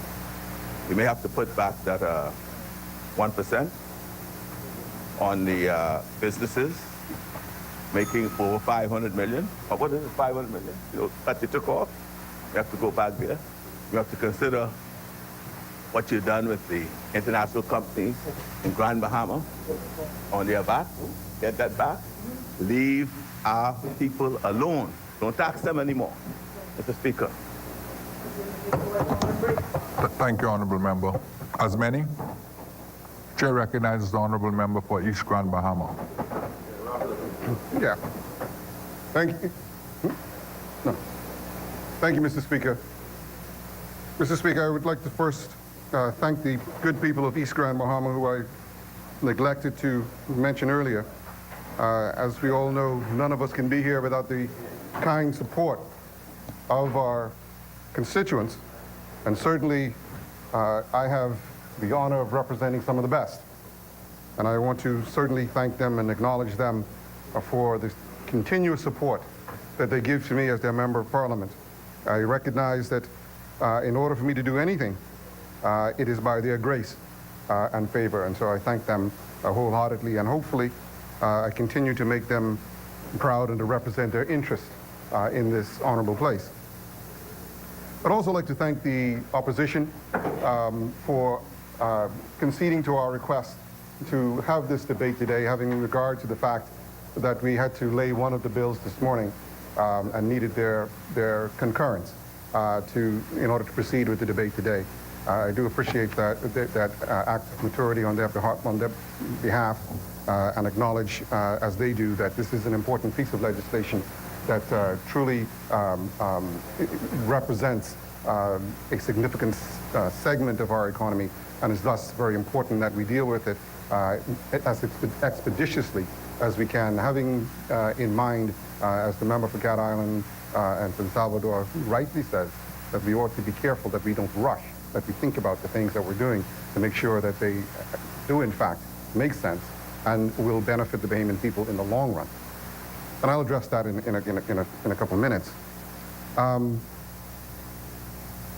I do want to also recognize the member for Cat Island referenced the fact that we have to recognize, or that we've just now recognized the extraterritorial reach or attempts to reach into what has historically been the sovereign domestic domain of states. That is taxation and how the government funds itself. And even to some extent, how it utilizes the funds that it so derives from its citizens and its both personal and corporate citizens. Unfortunately, developments around the world are such that we have now become very interconnected. And technology has made it such that the boundaries between nations is becoming really kind of blurred, other than obvious physical delineations. Because the fact of the matter is that trade is moving so freely across borders now that the issues with respect to taxation and who is due taxation on a particular transaction is becoming more and more complicated. And as it becomes more and more complicated, the movement of resources and economic activity is also becoming a very gray area. hence causing tensions between countries as to who has the taxing right. I say all that to say that this is not a static environment that we're operating in. The fact of the matter is that we cannot stand today and try to compare the environment that we operate in as financial services industries and as a industry here in the Bahamas. We cannot compare where we are today to where we were back in 2000, much less prior to, when in the glory days of the accelerated growth in this industry. The fact of the matter is that regulations and guidance have caught up to the business. And they're now, in some cases, running ahead of it, trying to cut off avenues and paths that we might want to explore in the face of these challenges that we're now facing. And so to stand and say that, you know, somehow we are rushing, the truth of the matter is we have not gone fast enough. You know, there's a program happening in Grand Bahama, I think, tonight, yeah, I think or today, where one of the investors, the new investors, is having a seminar, and they're talking about some of the requirements that they need from the local business community in order to participate in that project. And I got a WhatsApp message saying, the things that they're asking for, the timeline is too short. We ain't ready. And I had to say back to him, listen, nobody's going to stop their business because you need to catch up. That's not the way this works. You have to be ready. You have to be agile. You have to be fast, moving, and ready. So you can't sit and complain that, you know, the fella in the next lane is going faster than you. Catch up. So this whole idea about us rushing legislation and rushing the agreements that we've entered into, that's absolutely untrue. The fact of the matter is, when we came into office in 2017, we met before us a very significant and urgent situation where there had been requests made of the government at the time, previous government, to respond to certain requests, including an offer to be a part of the steering committee of what we're dealing with today. That previous administration did not respond to the request. This is on the fact. This is on the record. Right? It's on the record. I can give it to you. Right? It's true. So again, when we talk about the speed in which we've had to deal with what we had to deal with, yes, it was quick. But when we came into office and recognized that this deficiency had existed, we immediately put our shoulders to the wheel. We made the trek over to Europe to sit face to face with the persons who were making these demands of us. And we said to them, tell us what your situation is. What is the requirement? We came back and we drafted what we thought we ought to draft. We gave them a specific timetable that said month by month what we were going to do. From consultation to initial drafting, to consultation on the drafting, to the debate, to the implementation. We gave them a complete guideline, time frame. And I'm very proud of the fact, Mr. Speaker, very proud of the fact that the technical people at the Ministry of Finance, the Ministry of Financial Services, and the Attorney General's office, they worked their butts off and they delivered. Every timeline we met. So much so, Mr. Speaker, that we have been heralded for the commitment and the work that we have done and keeping our word.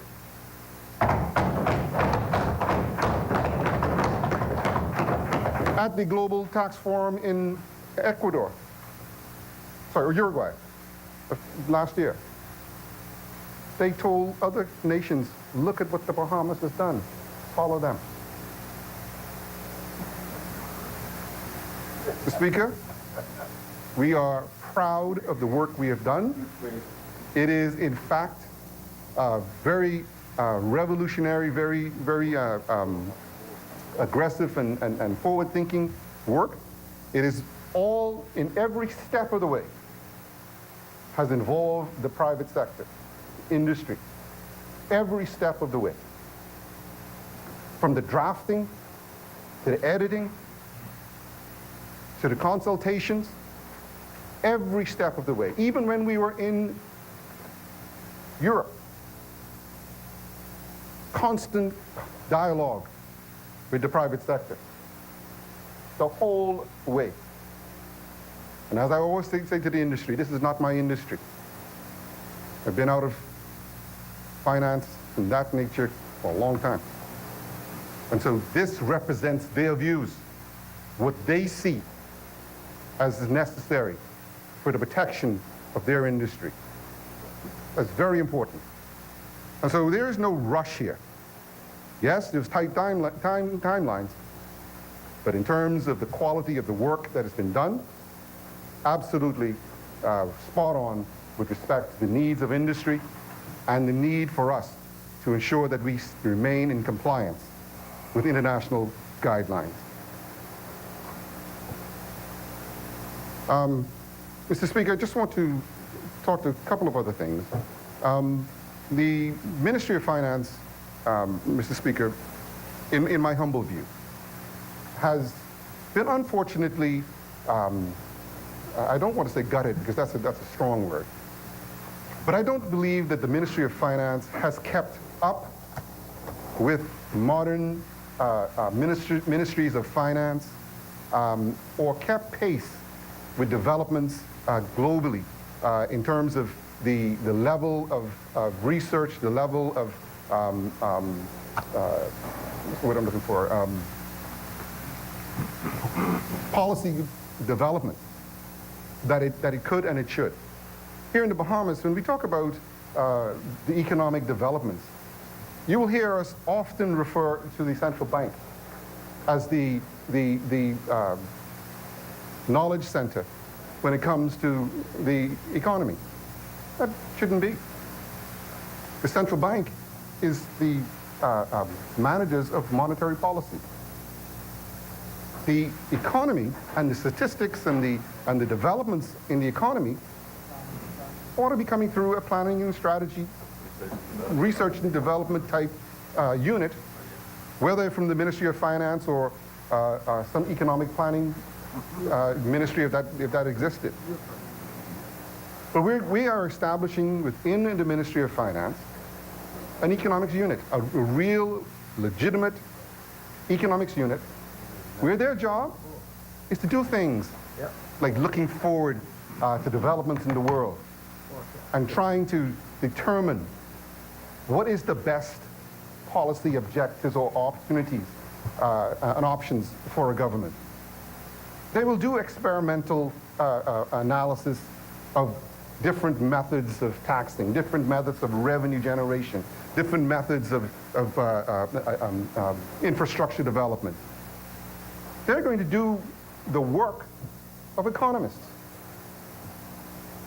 So that, as Cat Island says, when we make a decision, whether it's to buy or to sell something, whether it's to lease or to own, whether it's to incorporate a tax or to eliminate a tax, whether it's to give it a concession or to not give it a concession.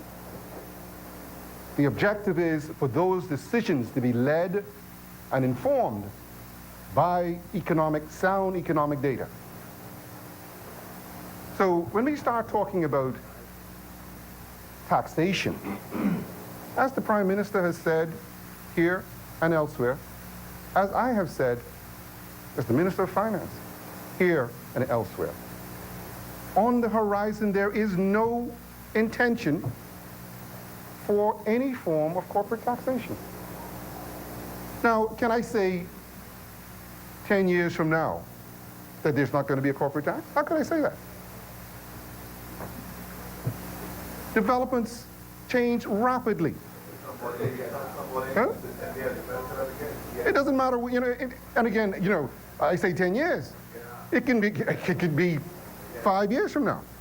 You can say, I think I can firmly say, for this term, there's not going to be. All right? So the point is, we must not be so entrenched in our thinking that we are not flexible to realize that policy will change as global circumstances change. All right? We have to be proactive. And I say this to the financial services industry all the time. We have to be proactive. We cannot wait for the next guy to move before we move. There is no medal for second place. Because once the other guy has moved, you're not catching up. And you know you got to run much faster to catch up than just to take off and be at a steady pace all the way through. And this is where we are with respect to the global standards that we're talking about today. We sit around waiting for somebody to tell us what to do. That's just not going to be acceptable. You will lose your lunch doing that. Because other people will say, well, why should I come to you? You're not the leader. I might as well go somewhere else where they are the leaders. Why come here and then wait and then I have to leave because you ain't moving fast enough? That makes sense. On the question of revenue neutrality, this whole issue of the elimination of ring fencing. Mr. Speaker, again, this is a global standard. This isn't the Bahamas standard. This is a global standard. Meaning that every country in this region, every country in this world, particularly small island states, because I'm more concerned with us, and that's whether they're here in this region or whether they're in the Pacific, wherever they are, had to institute this legislation to eliminate what the developed world sees as unfair preferential advantages, particularly those that relate to their citizens. Meaning that it would cause their citizens to relocate to another jurisdiction because the tax advantages were greater, for no other reason than the tax advantages were greater, even though the majority of the business is still being done in their home jurisdiction. Because we've eliminated these preferences, there are going to be certain types of businesses that may not find it advantageous to be in the Bahamas anymore. Our estimation is that that is not significant. And in any event, it is going to be at the lower end of the value chain in terms of the jobs that it creates and the revenue that it brings to the government. In other words, an IBC that may be doing some limited amount of business in the Bahamas, who does not want to establish a physical office here, may decide that they want to go back to their home jurisdiction. The member's statement that IBCs are or will be leaving the Bahamas to go to Cayman, I can assure him,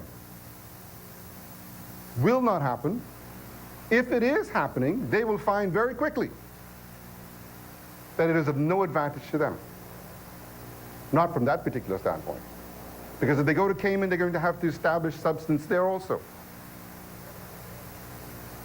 Nowhere is there an escape anymore. That's the whole beauty of this whole thing that they've come up with. You know, they've been smarter than the average bear. They made this thing global. So there's no real place for you to run unless you're doing dirty business. So in that particular respect, yes, we expect that there is going to be some attrition in the IBC space.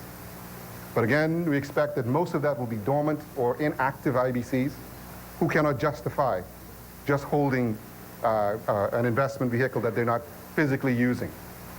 On the converse, though, however, there are those IBCs who are here who derive a real value from being in this jurisdiction who will be motivated now to open a physical office and do real business from the Bahamas. Because despite the tax advantage or not, the Bahamas is still a very attractive jurisdiction for wealth management and for the management of investment activities. Again, trading on the location, the value of our people, the assets, the talented assets that we have and human resources, the location in terms of the proximity to markets, telecommunications, infrastructure. We still have a very attractive proposition here. Even as much as people complain, our bureaucratic regimes are competitive to a lot of the jurisdictions, source markets of some of these investments. So we have a proposition, Mr. Speaker. And so the question was asked, how do we replace this revenue that we may be losing? Well, the member may want to know that the Ministry of Finance, along with the Ministry of Financial Services, as well as the Attorney General's office, as well as the Prime Minister's office, coupled with industry, have come up with a new fee regime for the financial services sector, inclusive of insurance, where we are going to permit, within the new rules, revenue neutrality. In other words, based upon the new fee schedule, fee scheme that we have, we expect a negligible loss of tax revenue for the government. And we've been very deliberate about that. Because again, this is an area where you cannot just try to, in my word, play cute and do some kind of shady regime to go around the rules. But we've come up with what we believe is a very viable solution that will result in no significant cost change to the businesses here in the Bahamas, both on the domestic side or on the international side. And we believe that it will allow us to maintain our revenue yields from the industry. There is going to be an industry briefing in respect to that new fee structure very shortly. It should have been held last week. Unfortunately, we had some delays. But industry will certainly be briefed as to when we will have that industry briefing. And I suspect it will probably be next week or at latest the week after, depending on when Easter falls. But we'll have that very shortly. So persons will know exactly what the structure looks like and how we expect to achieve this revenue neutrality that we talk about.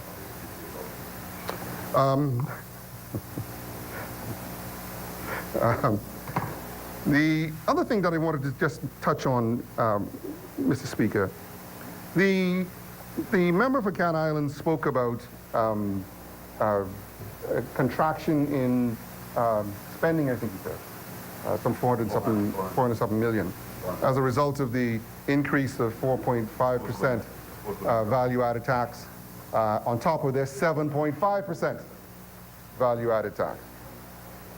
And he was asking for empirical data, and I think, you know, this side, I think very, very ably explained the level of commitment that we found when we came to office that forced certain actions, some of which we still contending with today.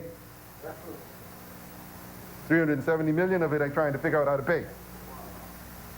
Today. Talk about empirical data.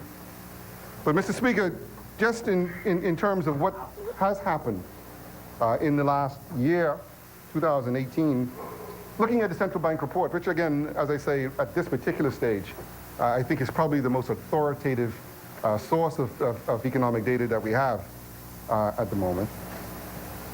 In the February report, they report tourism is up 48% year on year.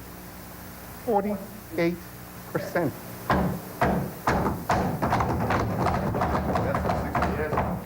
and the revenue yields are up. Passengers at NAD, at the airport, is up 26.4%.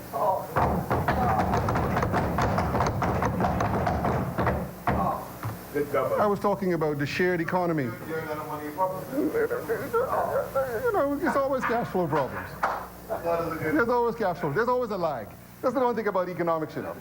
There's always a lag. You have a construction start, and you have to spend money up front until it starts to turn and it starts to contribute. There's always a lag. Lagging indicators. Lagging indicators, exactly. So Airbnb. I was talking about the sharing economy earlier. Airbnb reports that their bookings are up 20.6%. That tells you the value of that particular market. And as I said earlier, what that means in terms of our taxing structure. This again, what we're talking about. When I talk about our economic unit, this is what they're going to be looking into. How these developments are changing the dynamics of our tax structure. Consumer prices rose by 75 basis points. That's 0.075%. Yeah, inflation, 0.075%. That's after 4.5%. Liquidity in the banking sector is up. External reserves is up. Mortgage credit recovered by 3.4 million. No, I'm just answering you when you talk about you talk about the decrease in expenditure. I just want to make sure we know what we're talking about. Yeah. Mortgage arrears. Mortgage arrears. And you talk about consumer spending, right? Mortgage arrears is down by $44.4 million. Non-performing loans is down by $1.7 million. Private sector loans, arrears, contracted by $58 million. B-dollar deposits, quickened, as they say, quickened by $26.8 million. And that means that money in the people account. Listen to this now, listen to this. You know, we complain about the level of savings that Bahamians have. According to the central bank, savings balances expanded by $20.3 million. I don't know.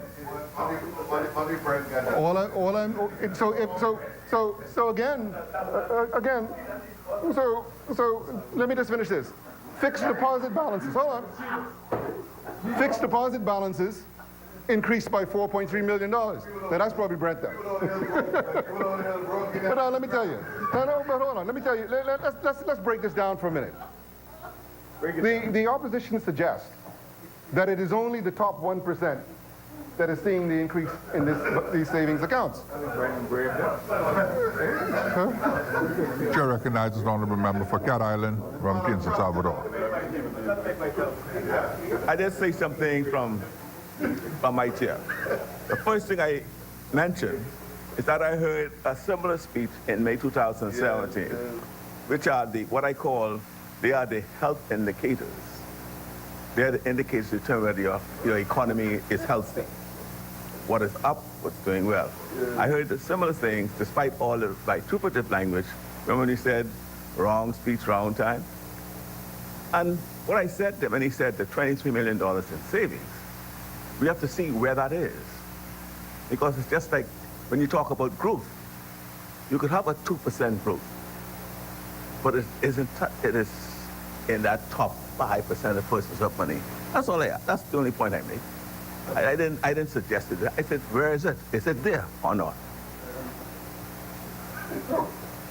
So my colleagues behind me, being mischievous as they are, saying that I've got to include people from that side, members from that side, when I talk about the 1%. now, I don't know what I'm talking about, right? At least 50% of them. But Mr. Speaker, just so we understand, when we're talking about savings accounts, even if we're talking about the 1%, or the ones that make it the majority of this increase, how did they get it? It must mean that business activity has picked up. It must mean that consumers are spending. All right? And I talk about the economic indicators and the lag that happens naturally. If the member wants to make a definitive statement in this regard, then I would suggest that you probably want to wait until the next employment statistics come out. Because if this is true, then we should see some corresponding reduction in the employment numbers. Yeah, again, right? So there's a lag, right? But money doesn't appear out of the air. It comes from somewhere, right? So I understand. So now, Mr. Speaker, just to round out this particular point, again, go ahead. Head on a high note. I can head on a high note. I think this is a high note, by the way. I mean, the economy is doing well. We should all be celebrating. The central bank suggests, in its statement, the central bank suggests, the Bahamian economy, and I quote, the Bahamian economy exhibits positive trends over the near term. The Bahamian economy exhibits positive trends over the near term amid sustained tourism growth and impulses from foreign direct investment. Okay?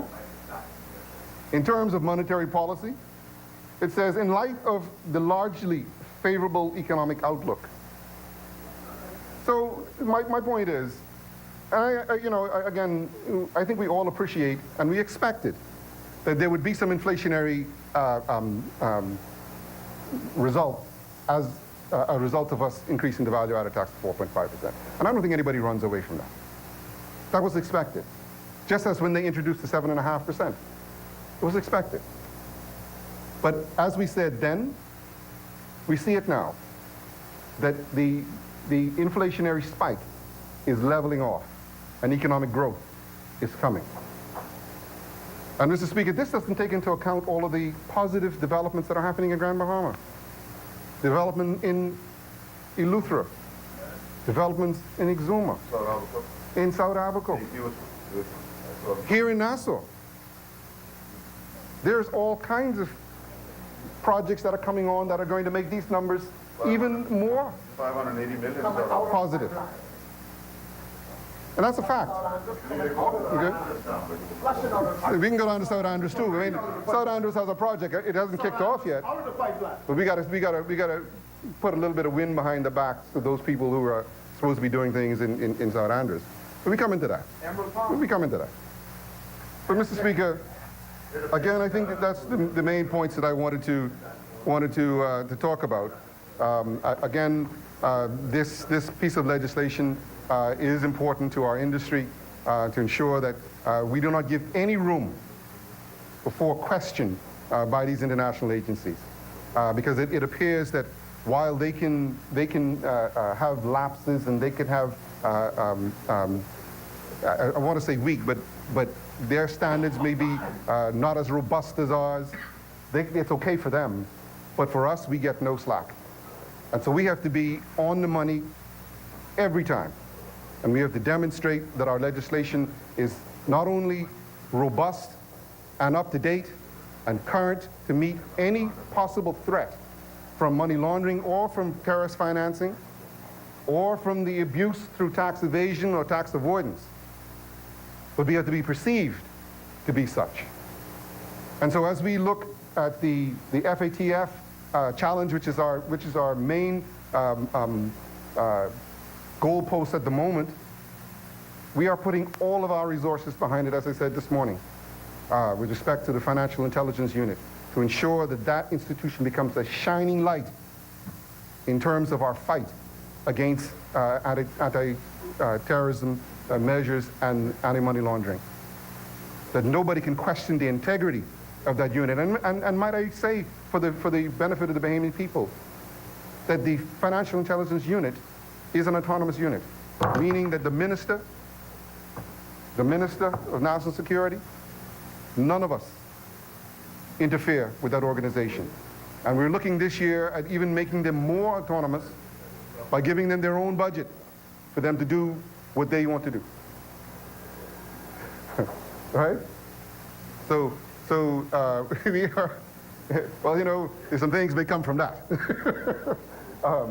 But we want to again have a world-class institution, and we're giving them the resources and we're giving them the training in order to do that and the freedom to do that. And anybody that knows me knows that I don't do half step. I want to be number one. When I go into the world and I talk to these conferences, I always tell them, I want to be number one. Number two don't work for me. I don't like it. And so we build. Yeah, I should be careful with that statement. Sorry. That's a loaded statement. My apologies. Let me make it clear. As a country. As a country. You're all wicked. But again, I'm very proud of the work that we've done in this last year with respect to financial services, the legislation, the regulations that have been coming into place. We talked this morning about the new DARE bill that's coming forward to propel us into the cryptocurrency space, where we're getting a lot of interest. This is one of those areas, again, where we have an opportunity, like the ICON legislation that came under the previous administration, a landmark, innovative piece of legislation that propelled us into the smartphone industry in a real way. We believe that this legislation with the crypto environment, blockchain environment, is going to give us another opportunity to develop products that is going to help us to sustain this industry into the future as we look at the ever-evolving nature of financial services. So again, I want to thank the opposition for its cooperation, thank the members for their support and contribution, and I move this bill for second reading and passing. Thank you, or third reading and passing. Thank you, Mr. Speaker.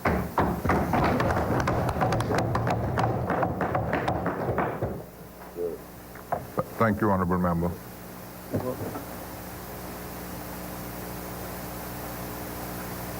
Honourable members, it has been moved and seconded that the following bill be read for a second time and committed. The Automatic Exchange of Financial Account Information Amendment Bill 2019. As many as are in favor will remain seated. Those who oppose will stand. Order that the bill be read for a second time and committed. A bill for an act to amend the Automatic Exchange of Financial Account Information Act. Honourable members, it has also been seconded. It has also been moved and seconded that the following bill be read for a second time and committed. The Multinational Entities Financial Reporting Amendment Bill 2019. As many as are in favor will remain seated. Those who oppose will stand. Order that the bill be read a second time and committed. A bill for an act to amend the Multinational Entities Financial Reporting Amendment Bill 2019. For the second readings and committal of bills. Chair recognizes the Honourable Member for Bamboo Town. Mr. Speaker, there are no further second readings. I do now move that the House resolves itself into a committee of the whole, with the member for Fort Charlotte as chairman of the committee of the whole. I second that, Mr. Speaker. Honourable members, it has been moved and seconded that the House now dissolves itself into a committee of the whole House, with the member for Fort Charlotte acting as the chairman of the committee of the whole. As many as are in favor will remain seated. Those who oppose will stand. It's ordered now that the House will dissolve itself into the committee of the whole House, with the member for Fort Charlotte in the chair.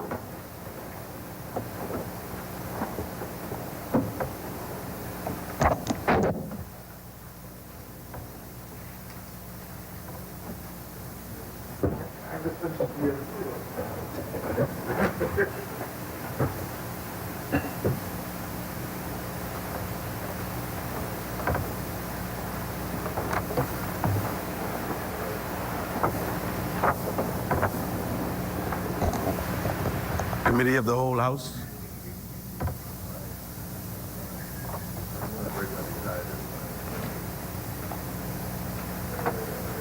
Thank you, Mr. Chairman.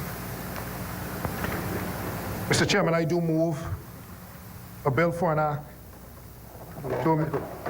I do move for the long title for a bill for an act to amend the Multinational Entities Financial Reporting Amendment Bill 2019 be agreed. Mr. Chairman, I second that. It has been moved and seconded that the bill, that the long title, the Multinational Entities Financial Reporting Amendment Bill 2019 has be agreed.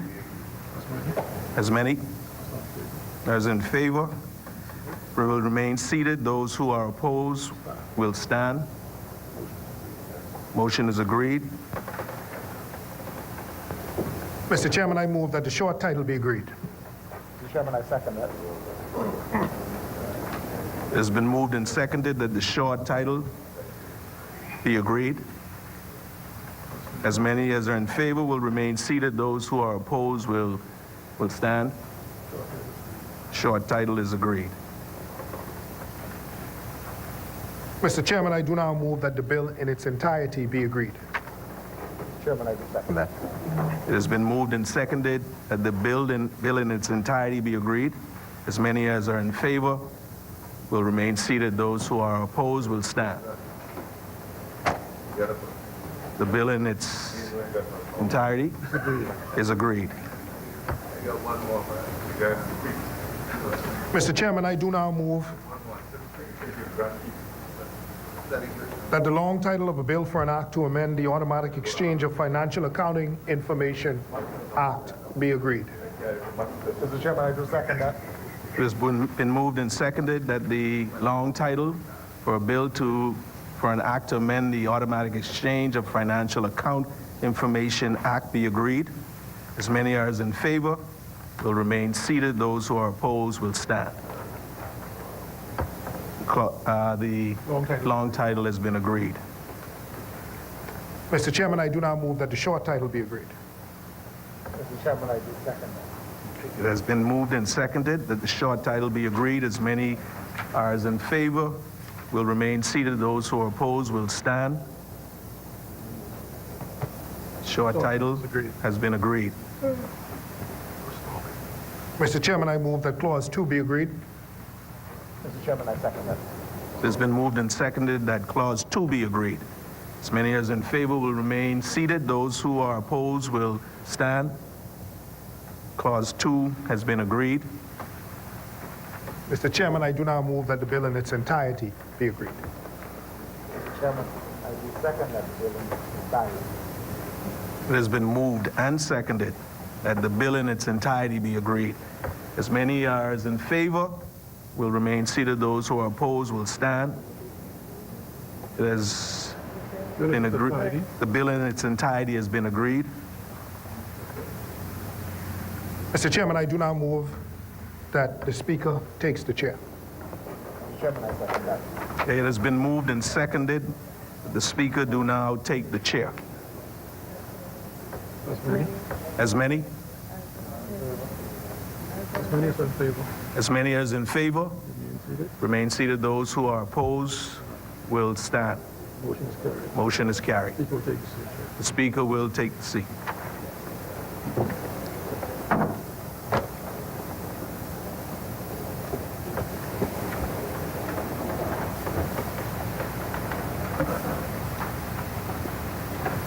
Mr. Speaker, beg leave to report. The Committee of the whole House is met, having made no amendments hereto.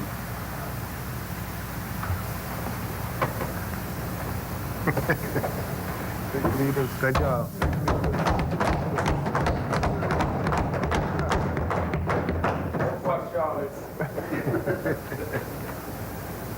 Honorable members, The chairman of the Committee of the Whole House, the member for Fort Charlotte, has reported that the whole House has gone through the various bills, having made no amendment thereto.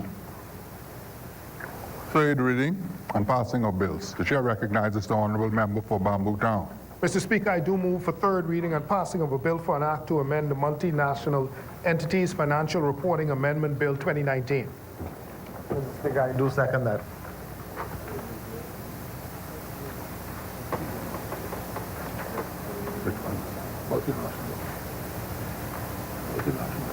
Multinational, yes. Yes. Honorable members, it has been moved and seconded that the following bill be read for a third time and pass. Multinational Entities Financial Reporting Amendment Bill 2019. As many as are in favor will remain seated. Those who oppose will stand. Order that the bill be read for a third time and pass. A bill for an act to amend the Multinational Entities Financial Reporting Amendment Bill 2019.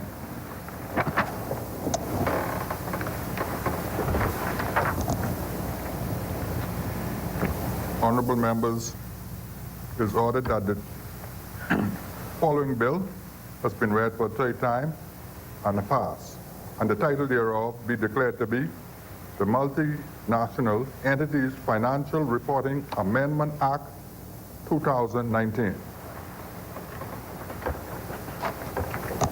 For the third reading and passing of bills. Mr. Speaker, I do move for third reading and passing of a bill for an act to amend the Automatic Exchange of Financial Accounting Information Act. Mr. Speaker, I do second that. Honorable members, it has been moved and seconded that the following bill be read for a third time and pass. Automatic Exchange of Financial Account Information Amendment Bill 2019. As many as are in favor will remain seated. Those who oppose will stand. Order that the bill be read for a third time and pass. A bill for an act to amend the Automatic Exchange of Financial Account Information Act.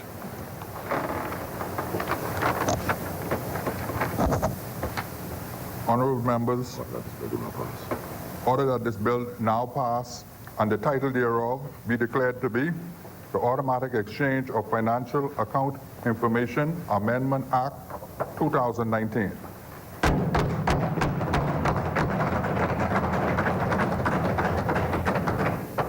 For the third reading and passing of bills. Mr. Speaker, there are no further third readings. Consideration of Senate amendments.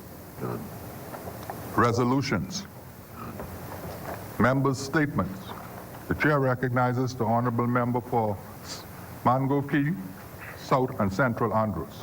Thank you, Mr. Speaker. That's why I defend you. You always get my constituency right. Thank you very much. Speaker, the hour is late. We expected we would have been out here by 2 o'clock this afternoon, by 2 p.m.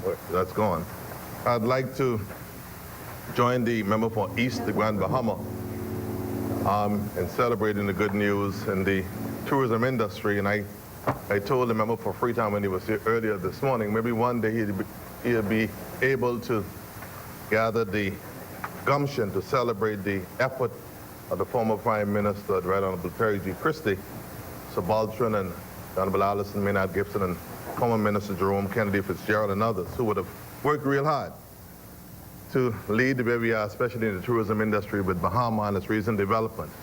And I don't care what no one would say, I had some little troubles, not like the member for North Abaco, my good friend, but I've seen the reports on the social media and online, what persons are saying about the Bahama and its development, and also what has been left in the kettle by the former administration when it comes to foreign direct investments.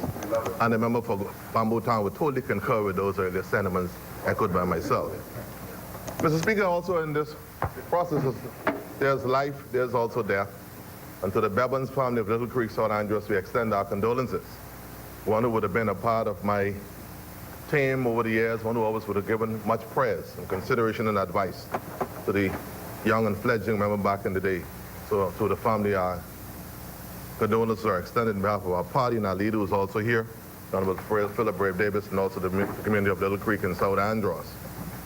Mr. Speaker, I note the fact that we were talking earlier about things that are happening and what's on the ground and what's not on the ground. I still think we need to have some attention paid to the cost of breadbasket items.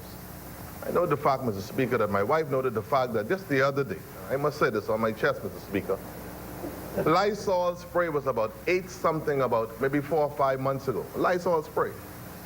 They use inside the house and, in the restroom areas. A few weeks later, it went to like for 10-something. Now on Lysol, the basic can size, for $12 and some cents. Mr. Speaker, we've got to watch what's happening with bread, basket items, and that's only for Lysol spray. And I can never forget it. And no, it's not what I'm saying to you, though. I'm saying that's only for Lysol spray. I'm just telling you what is happening. I'm talking about bread, but you don't want to even check on the bread basket on the whole. So what I'm saying to you, you got to be careful with that. I still go back to the day of finding another EJ bowl for the country, Mr. Speaker, because many persons are still challenged. You go to funerals, you go to weddings, wherever you go, these people are still asking about basic things, and persons are hurting in our society across the political divide. But we must be careful with it, Mr. Speaker. We need someone to go in these food stores, be it Bahamian, Chinese, whatever it is, to check prices for the everyday Bahamian. Mr. Speaker, quickly, I also would like to say to the good chairman and the member for Long Island, as he is now getting baptism by a little bit of fire, a real fire. And we're praying for him this afternoon with what's happening at the Water and Sewage Corporation. But I don't want him to forget the water project, the potable water project in South Andros. And I am praying for him that there will be some amicable understanding, some level of civility will be retained at the Water and Sewage Corporation. He'll be okay. But I'm praying that nothing will go wrong so that we could not have no further delay in the potable water. We want the water to flow from Driggs Hill to Marsby and get all the repairs we need at Mangrove Key. So I would totally condemn any sabotage, totally. I don't want nobody to sabotage anything because we got to pay for it at the end of the day. I'm saying that we hope that cooler heads will prevail in this whole process. Also for our gymnasium in South Andros, we're hoping that I pray for the member for Carmichael, a very good friend of mine. I haven't seen him in this place for a little while, but I wanted to know our thoughts and our prayers are with you, sir. A proud boy from Standing Creek, Andros. We hope that all is well with the minister, the Honorable Desmond T. Bannister, long friend of mine. We all would have been at UWI many years together. Alfred Sayers and many others would have been there. And so I'm still praying for him this afternoon that all will go well as we can have, like we had this a few days ago, our teams were in Grand Bahama, with a member for East Grand Bahama, so that we can have a proper gymnasium, so that when he comes for his first official visit as the member for East Grand Bahama and Minister of Finance, Mr. Speaker, he'll have a proper gym for him to walk into in South Andros, in the Bluff. So I'm praying for all to go well with the Minister of Works. We still await our clinics to be open. The Minister of Health would have visited. And I got a little touch-up with him visiting, and I mean him traveling together, but God is a good God. I'm still standing. And he and I have a good collegial understanding, and he understands that. And I want us for the people, I want them to do it.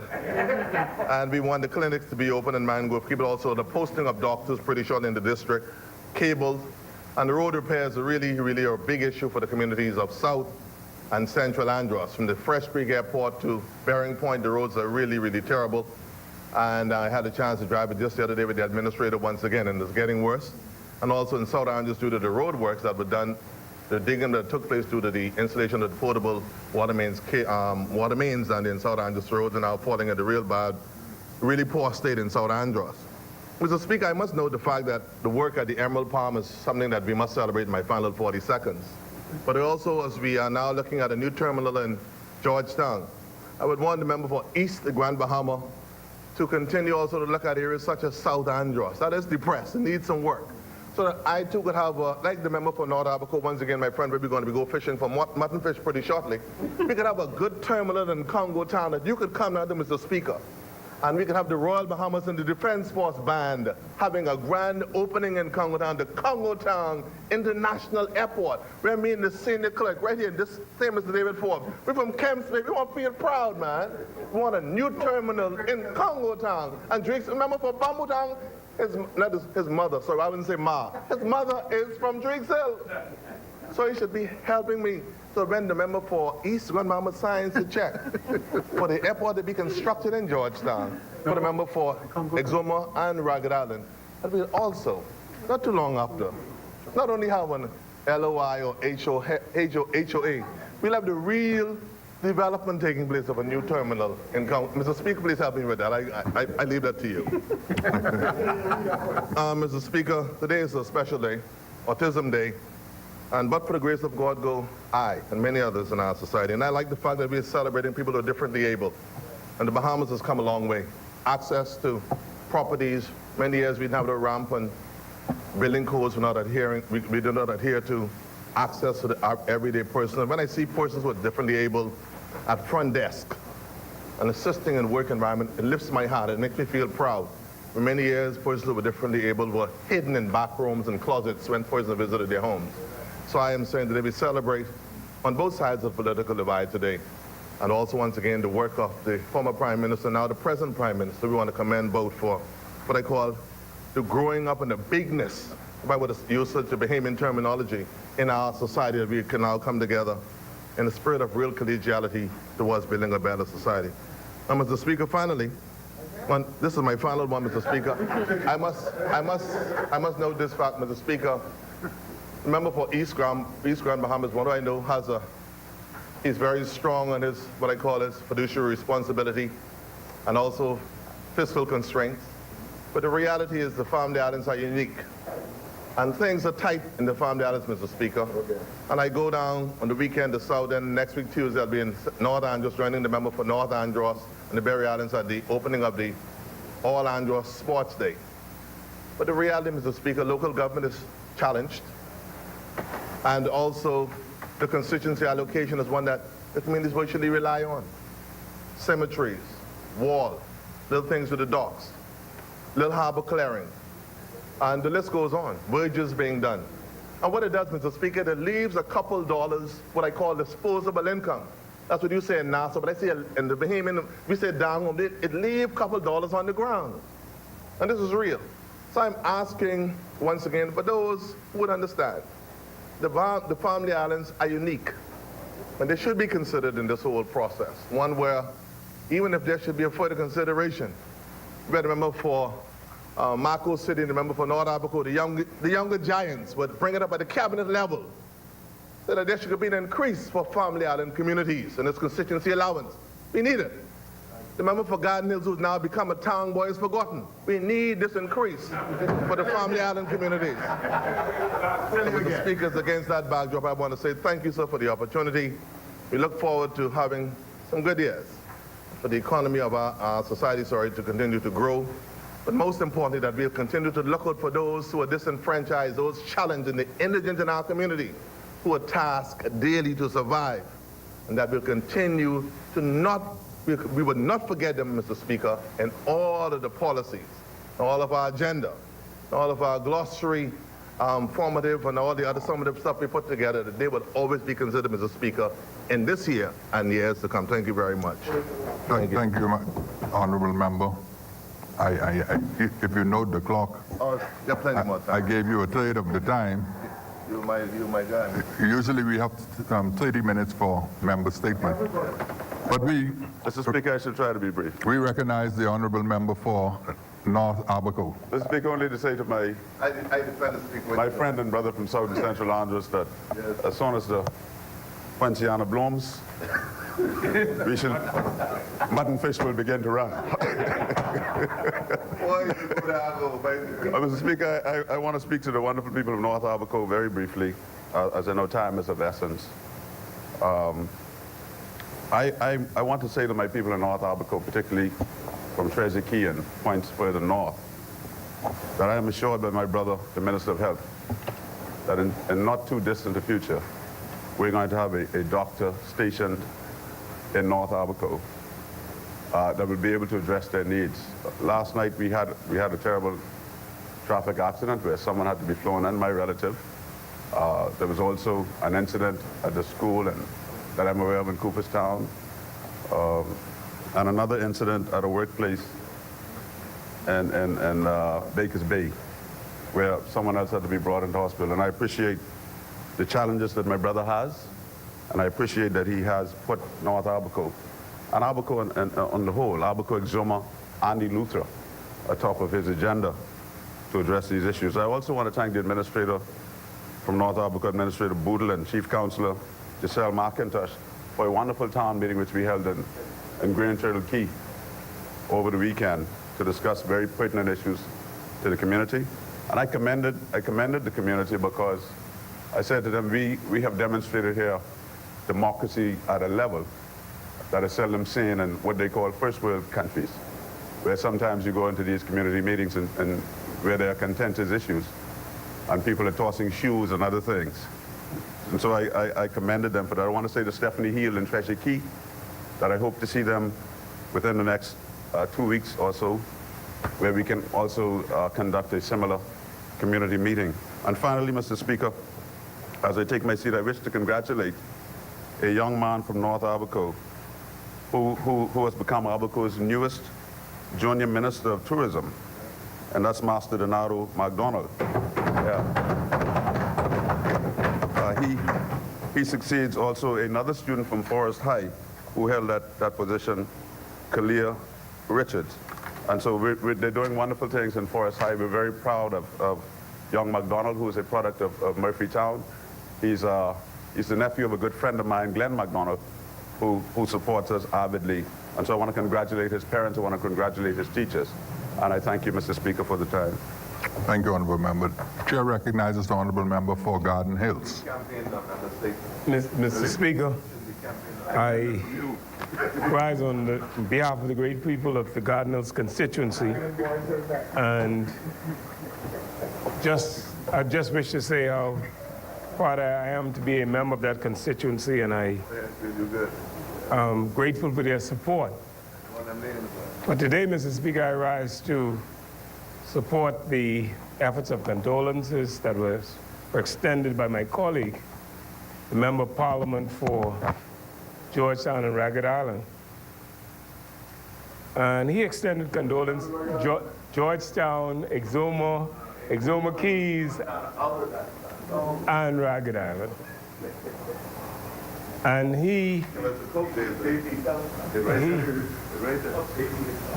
I'm supporting my colleague, my former student, great man. Deputy leader of your party. I'm very proud of him. Very, very proud of him, and I know he's going to excel and become a great leader in the PLP. So, Mr. Speaker, I wish to extend condolences to the family of Reverend Lawrence Adderley, a family member of mine, Mr. Speaker, but more importantly, a pillar of my community. Mr. Adderley, along with 2 other members from the community, Mr. Bertram Brown and my uncle Vivian Rule, really kept the entire community together for years. 2 years after the regatta was established, Mr. Speaker, they then set out to put in place a mini regatta in my community, which has lasted every year. And so, Mr. Speaker, Mr. Adderley was such a powerful force in my community. They made him local constable. But growing up, we were all afraid of him. We didn't know he was what you'd call just a local constable. We called him the cop. And when he opened his mouth, every young person in my community was afraid, because the cop was going to hit them with a billy or lock us up. But Mr. Adderley was more than that, Mr. Speaker. He was a pastor and a leader of the community. And we always look forward to every summer when they had a national hour, what we call a national homecoming. And it's amazing, Mr. Speaker, and I'm talking more than 40 years ago, these 3 men determined that they weren't going to build this community. And as they move on, Mr. Speaker, Mr. Brown is gone, now Mr. Adderley is gone. And as they sought to build this community, not only by putting fear in the young people, but making sure that we did what was right and what was good. And we had honor and respect for our elders. We didn't have an opportunity to do bad things because they had rules that even the police today do not have. And so, Mr. Speaker, On behalf of my family and indeed on behalf of every single member of the Black Point Exuma community and Greater Exuma, Mr. Speaker, we will all mourn the loss of this great man. And I know he's gone to heaven, Mr. Speaker, because for about 50 years, he was a preacher in the church and a pastor of the church. And so I commend him for his great work, and we all look forward to celebrate his own homegoing, Mr. Speaker. And Mr. Speaker, I thank you so much, sir. Thank you, Honorable Member. The Chair recognizes the Honorable Member for Central and South Eleuthera. Mr. Speaker, I am the dad of a 25-year-old female child, my stepdaughter. The most caring and special child you would ever want to know. She has been diagnosed with mild palsy, and she's autistic. She has autism. She was honored by the President of the United States of America, President George W. Bush, and Ms. Margaret Spelling, the Education Secretary of the United States of America, and the sorority of Delta, for her academics and achievements during the graduation at the middle school in Florida. She has gone on to attend the Windermere High School, and she graduated as senior. Mr. Speaker, this caring government, the Most Honorable Hubert Minnis, is certainly looking after the people and their needs, making life truly easier for us as a people. Good things are happening for us in South and Central Eleuthera, Mr. Speaker.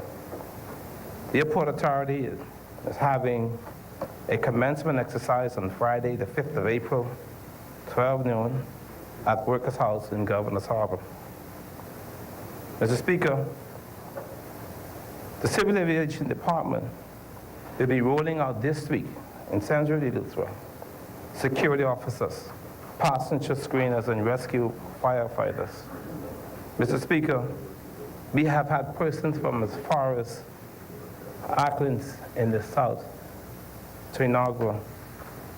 Mr. Speaker, come next week, young men and young women will be rolled out with brand new jobs that has taken place right in the island of Eleuthera. I want to thank the Civil Aviation Department for coming to Central Eleuthera and making sure that their training took place in the island of Eleuthera. Mr. Speaker, also, there will be a commencement of a boat by the Ministry of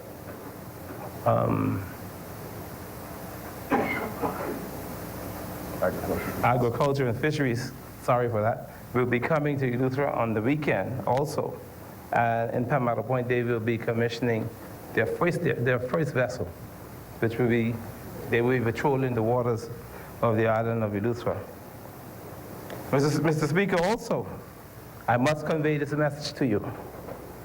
My 9-year-old son called this morning, and he said to me, Dad, this Friday, Emma E. Cooper Primary School will be having their fair, and make sure, tell Mr. Speaker, he is invited and bring the entire cabinet down to the island of Eleuthera. So, Mr. Speaker, this afternoon, my son, I know as I speak, he's a proud son. This afternoon, I conveyed his message. Thank you very much. Thank you, Honorable Member. The Chair recognizes the Honorable Member for North Eleuthera.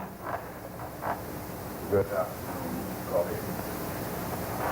I think it's always a privilege to have an opportunity to speak on behalf of the people of North Eleuthera in this chamber and to let the people of North Eleuthera and the Bahamas know what is happening in our constituency.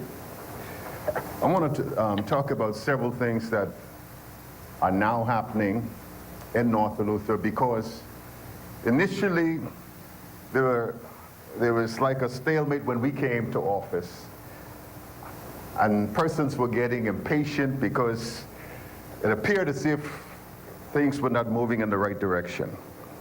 But I can report to you today of some of the many things that this administration is now starting to move forward. And so we can see the fruits of our labor. When we first came to office, we were challenged financially as a government, and so there were steps that had to be taken to deal with those issues before we could deal with the issues on the ground. And today I'm glad to report that just this week, land was being surveyed for the primary school in Gregorytown, a commitment that this administration had made, a promise that we intend very soon to keep. I also would like to report to the nation of the road work that the Minister of Works, the Honorable Desmond Bannister, had assured us that would take place with reference to some 38 miles of road work in Eleuthera. I can tell you now that the majority of that work has taken place, commencing just south of the bridge, going all the way up into the Governor's Arbor area.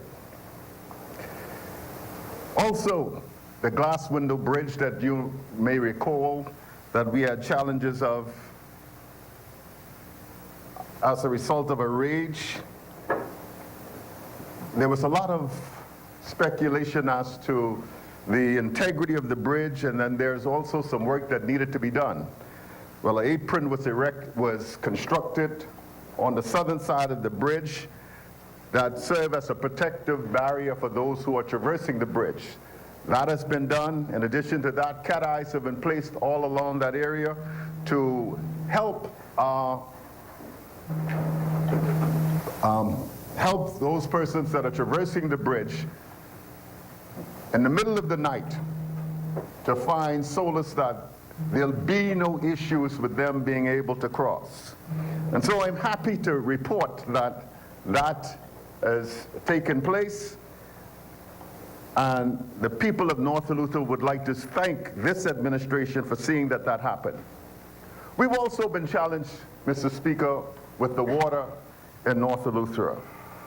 I've forwarded to many of my colleagues the color of the water and explained to them the scent of the water. And it has been like this for many, many years. But I can say today that within a few short weeks, that will be a problem of the past.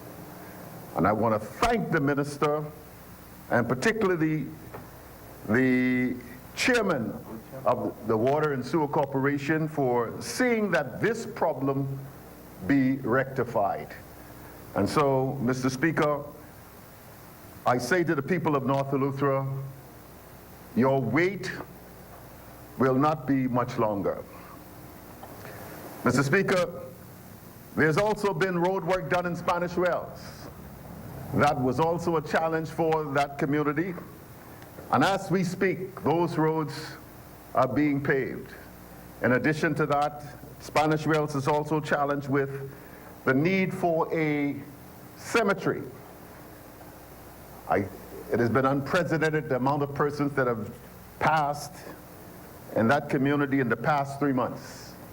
There is literally no place to bury them. But we have had the commitment of the Prime Minister, and there's been communications with myself, and also Mr. Robert Roberts, the Chief Counselor for Spanish Wells. No longer than this morning, I spoke with him, and there was a glitch in terms of having what we suspect would correct that problem and locating a piece of property that will become the next cemetery for Spanish Wells. So I want to say to the people of Spanish Wells, I know you've exemplified your patience in waiting, but your wait too will not be much longer. I've been assured that the acquisition of that land that is required for a cemetery should take place in very, very short order.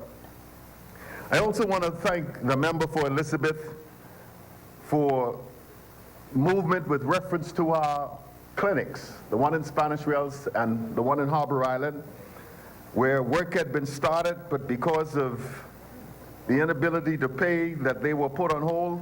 But both clinics are now currently being completed. And for that, I say to the minister, I thank you. And last but not least, there is still a few things that we need in North Eleuthera. Even though I've just relayed a lot of the things that are happening in North Eleuthera, I say to my government, to my colleagues, I wish now your assistance in us being able to move forward with the old administrators' residence and seeing that we get movement on it for the acquisition for the purpose of a foundation or a civic center where persons would be able to be trained, functions and activities could be held, and that beautiful building be restored to the state that it once was. So, Mr. Speaker, I thank you for this time, and I thank the people of North Eleuthera, and also I thank my government for its initiatives and trying to bring all of those things that are required to make things easier for my people. Thank you, Mr. Speaker. Thank you, Honorable Member. The Chair recognizes the Honorable Member for East Grand Bahama. Thank you, Mr. Speaker. Let me see if I could use the 1.5 minutes. Mr. Speaker, I just wanted to confirm that Lysol is not a breadbasket item. I know the context in which the member for South and Central Landers spoke about price increasing, but I just want to make sure that there's no confusion in respect to that.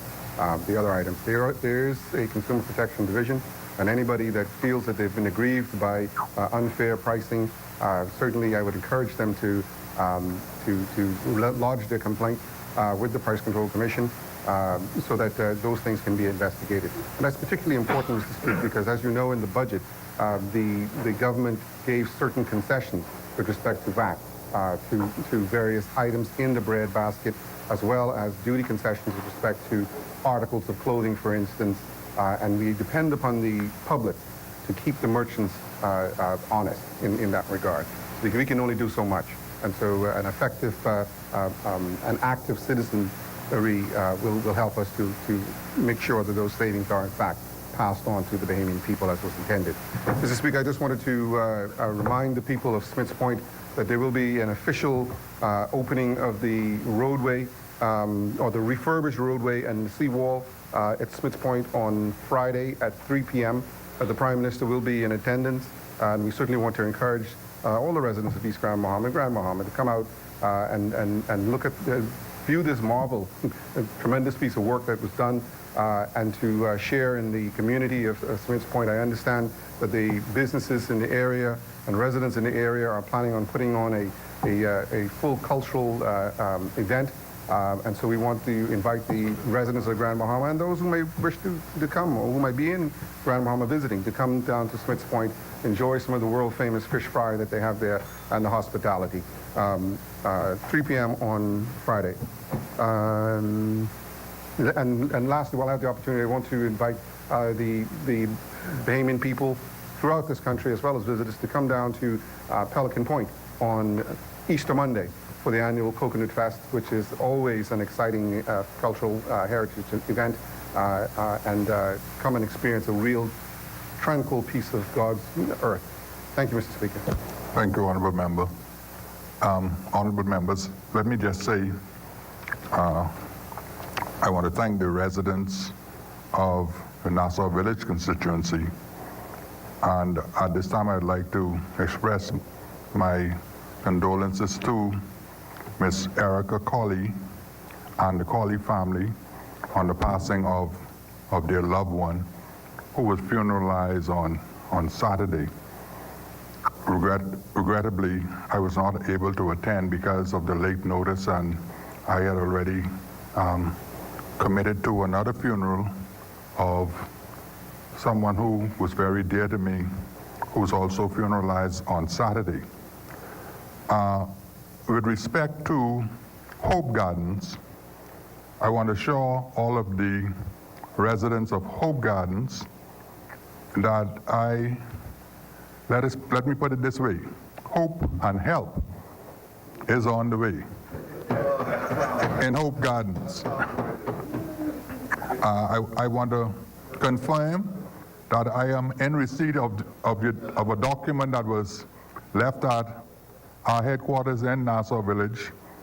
It was not addressed to me, but it spoke about me, and I want to assure the people of Hope Gardens that your Member of Parliament continues to work in your best interests, and that sometimes when you begin an initiative on a development, it may be like a tree that is about to bloom in the springtime.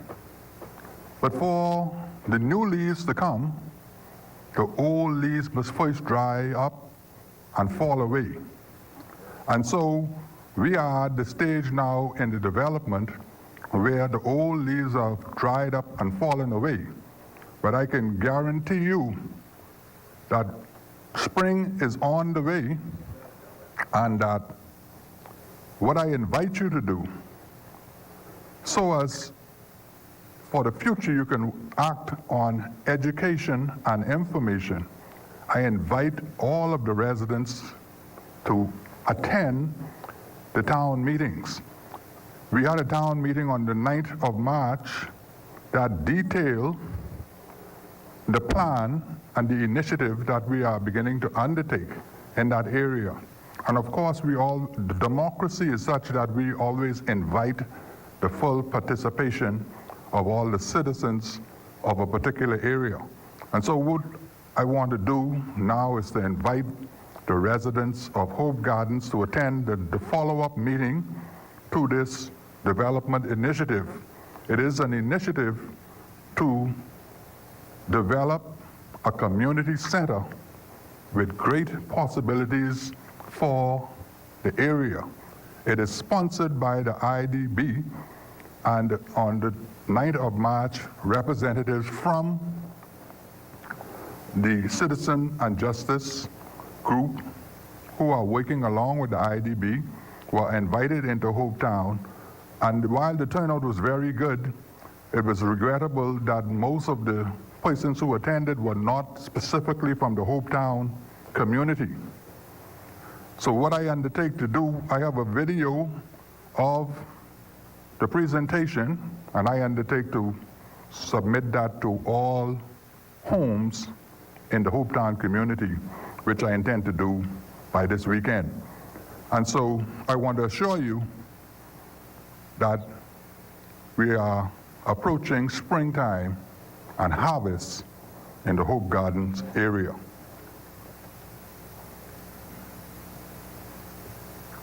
Appointments of select committees.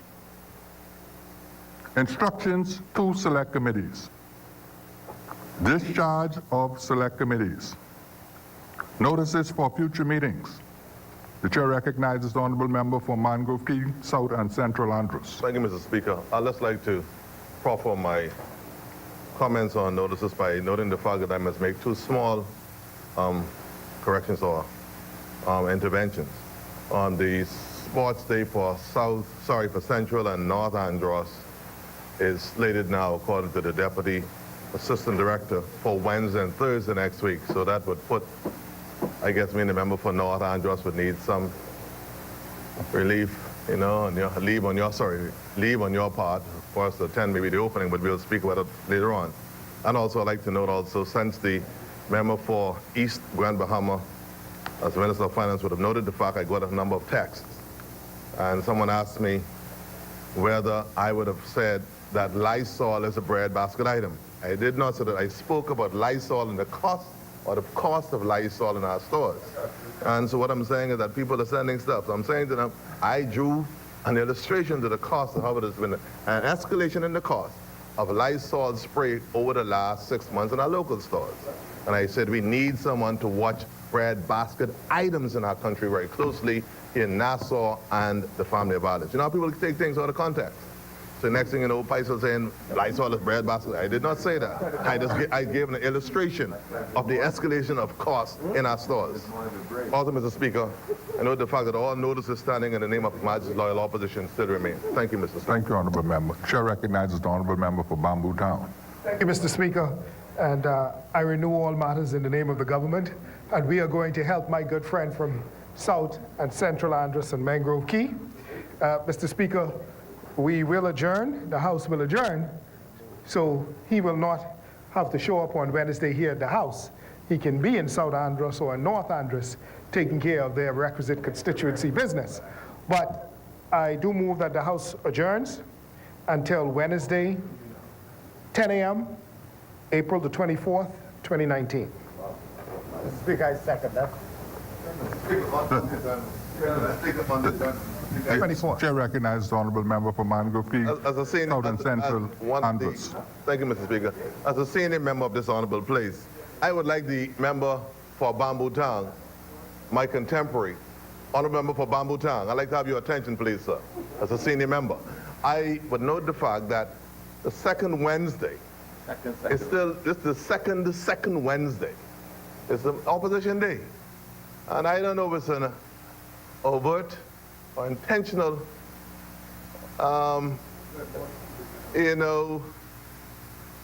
undertaking by you and your governing structure. You had the recent taste of power in the last couple of days. I want you, when you get that power, to be merciful.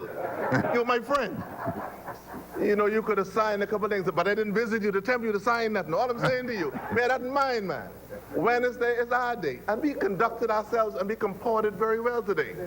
You notice that my leader spoke in a very good spirit of unanimity and collegiality. And also the member for Anglican was didn't use so much energy, but she was very good. And the member for Exuma and Ragged Island was compulsive, direct, and short. So I'm saying to you to have some level of understanding within the new spirit of cooperation that I would have brought to the table as leader of opposition business to give us a day so that we could come in here. I'm not saying next week. I'd like to go down to the sports opening maybe next week. But I'm saying I want you to bear this in mind. We don't have a budget debate. Mr. Speaker, he's giving me the latitude today, so senior man in here.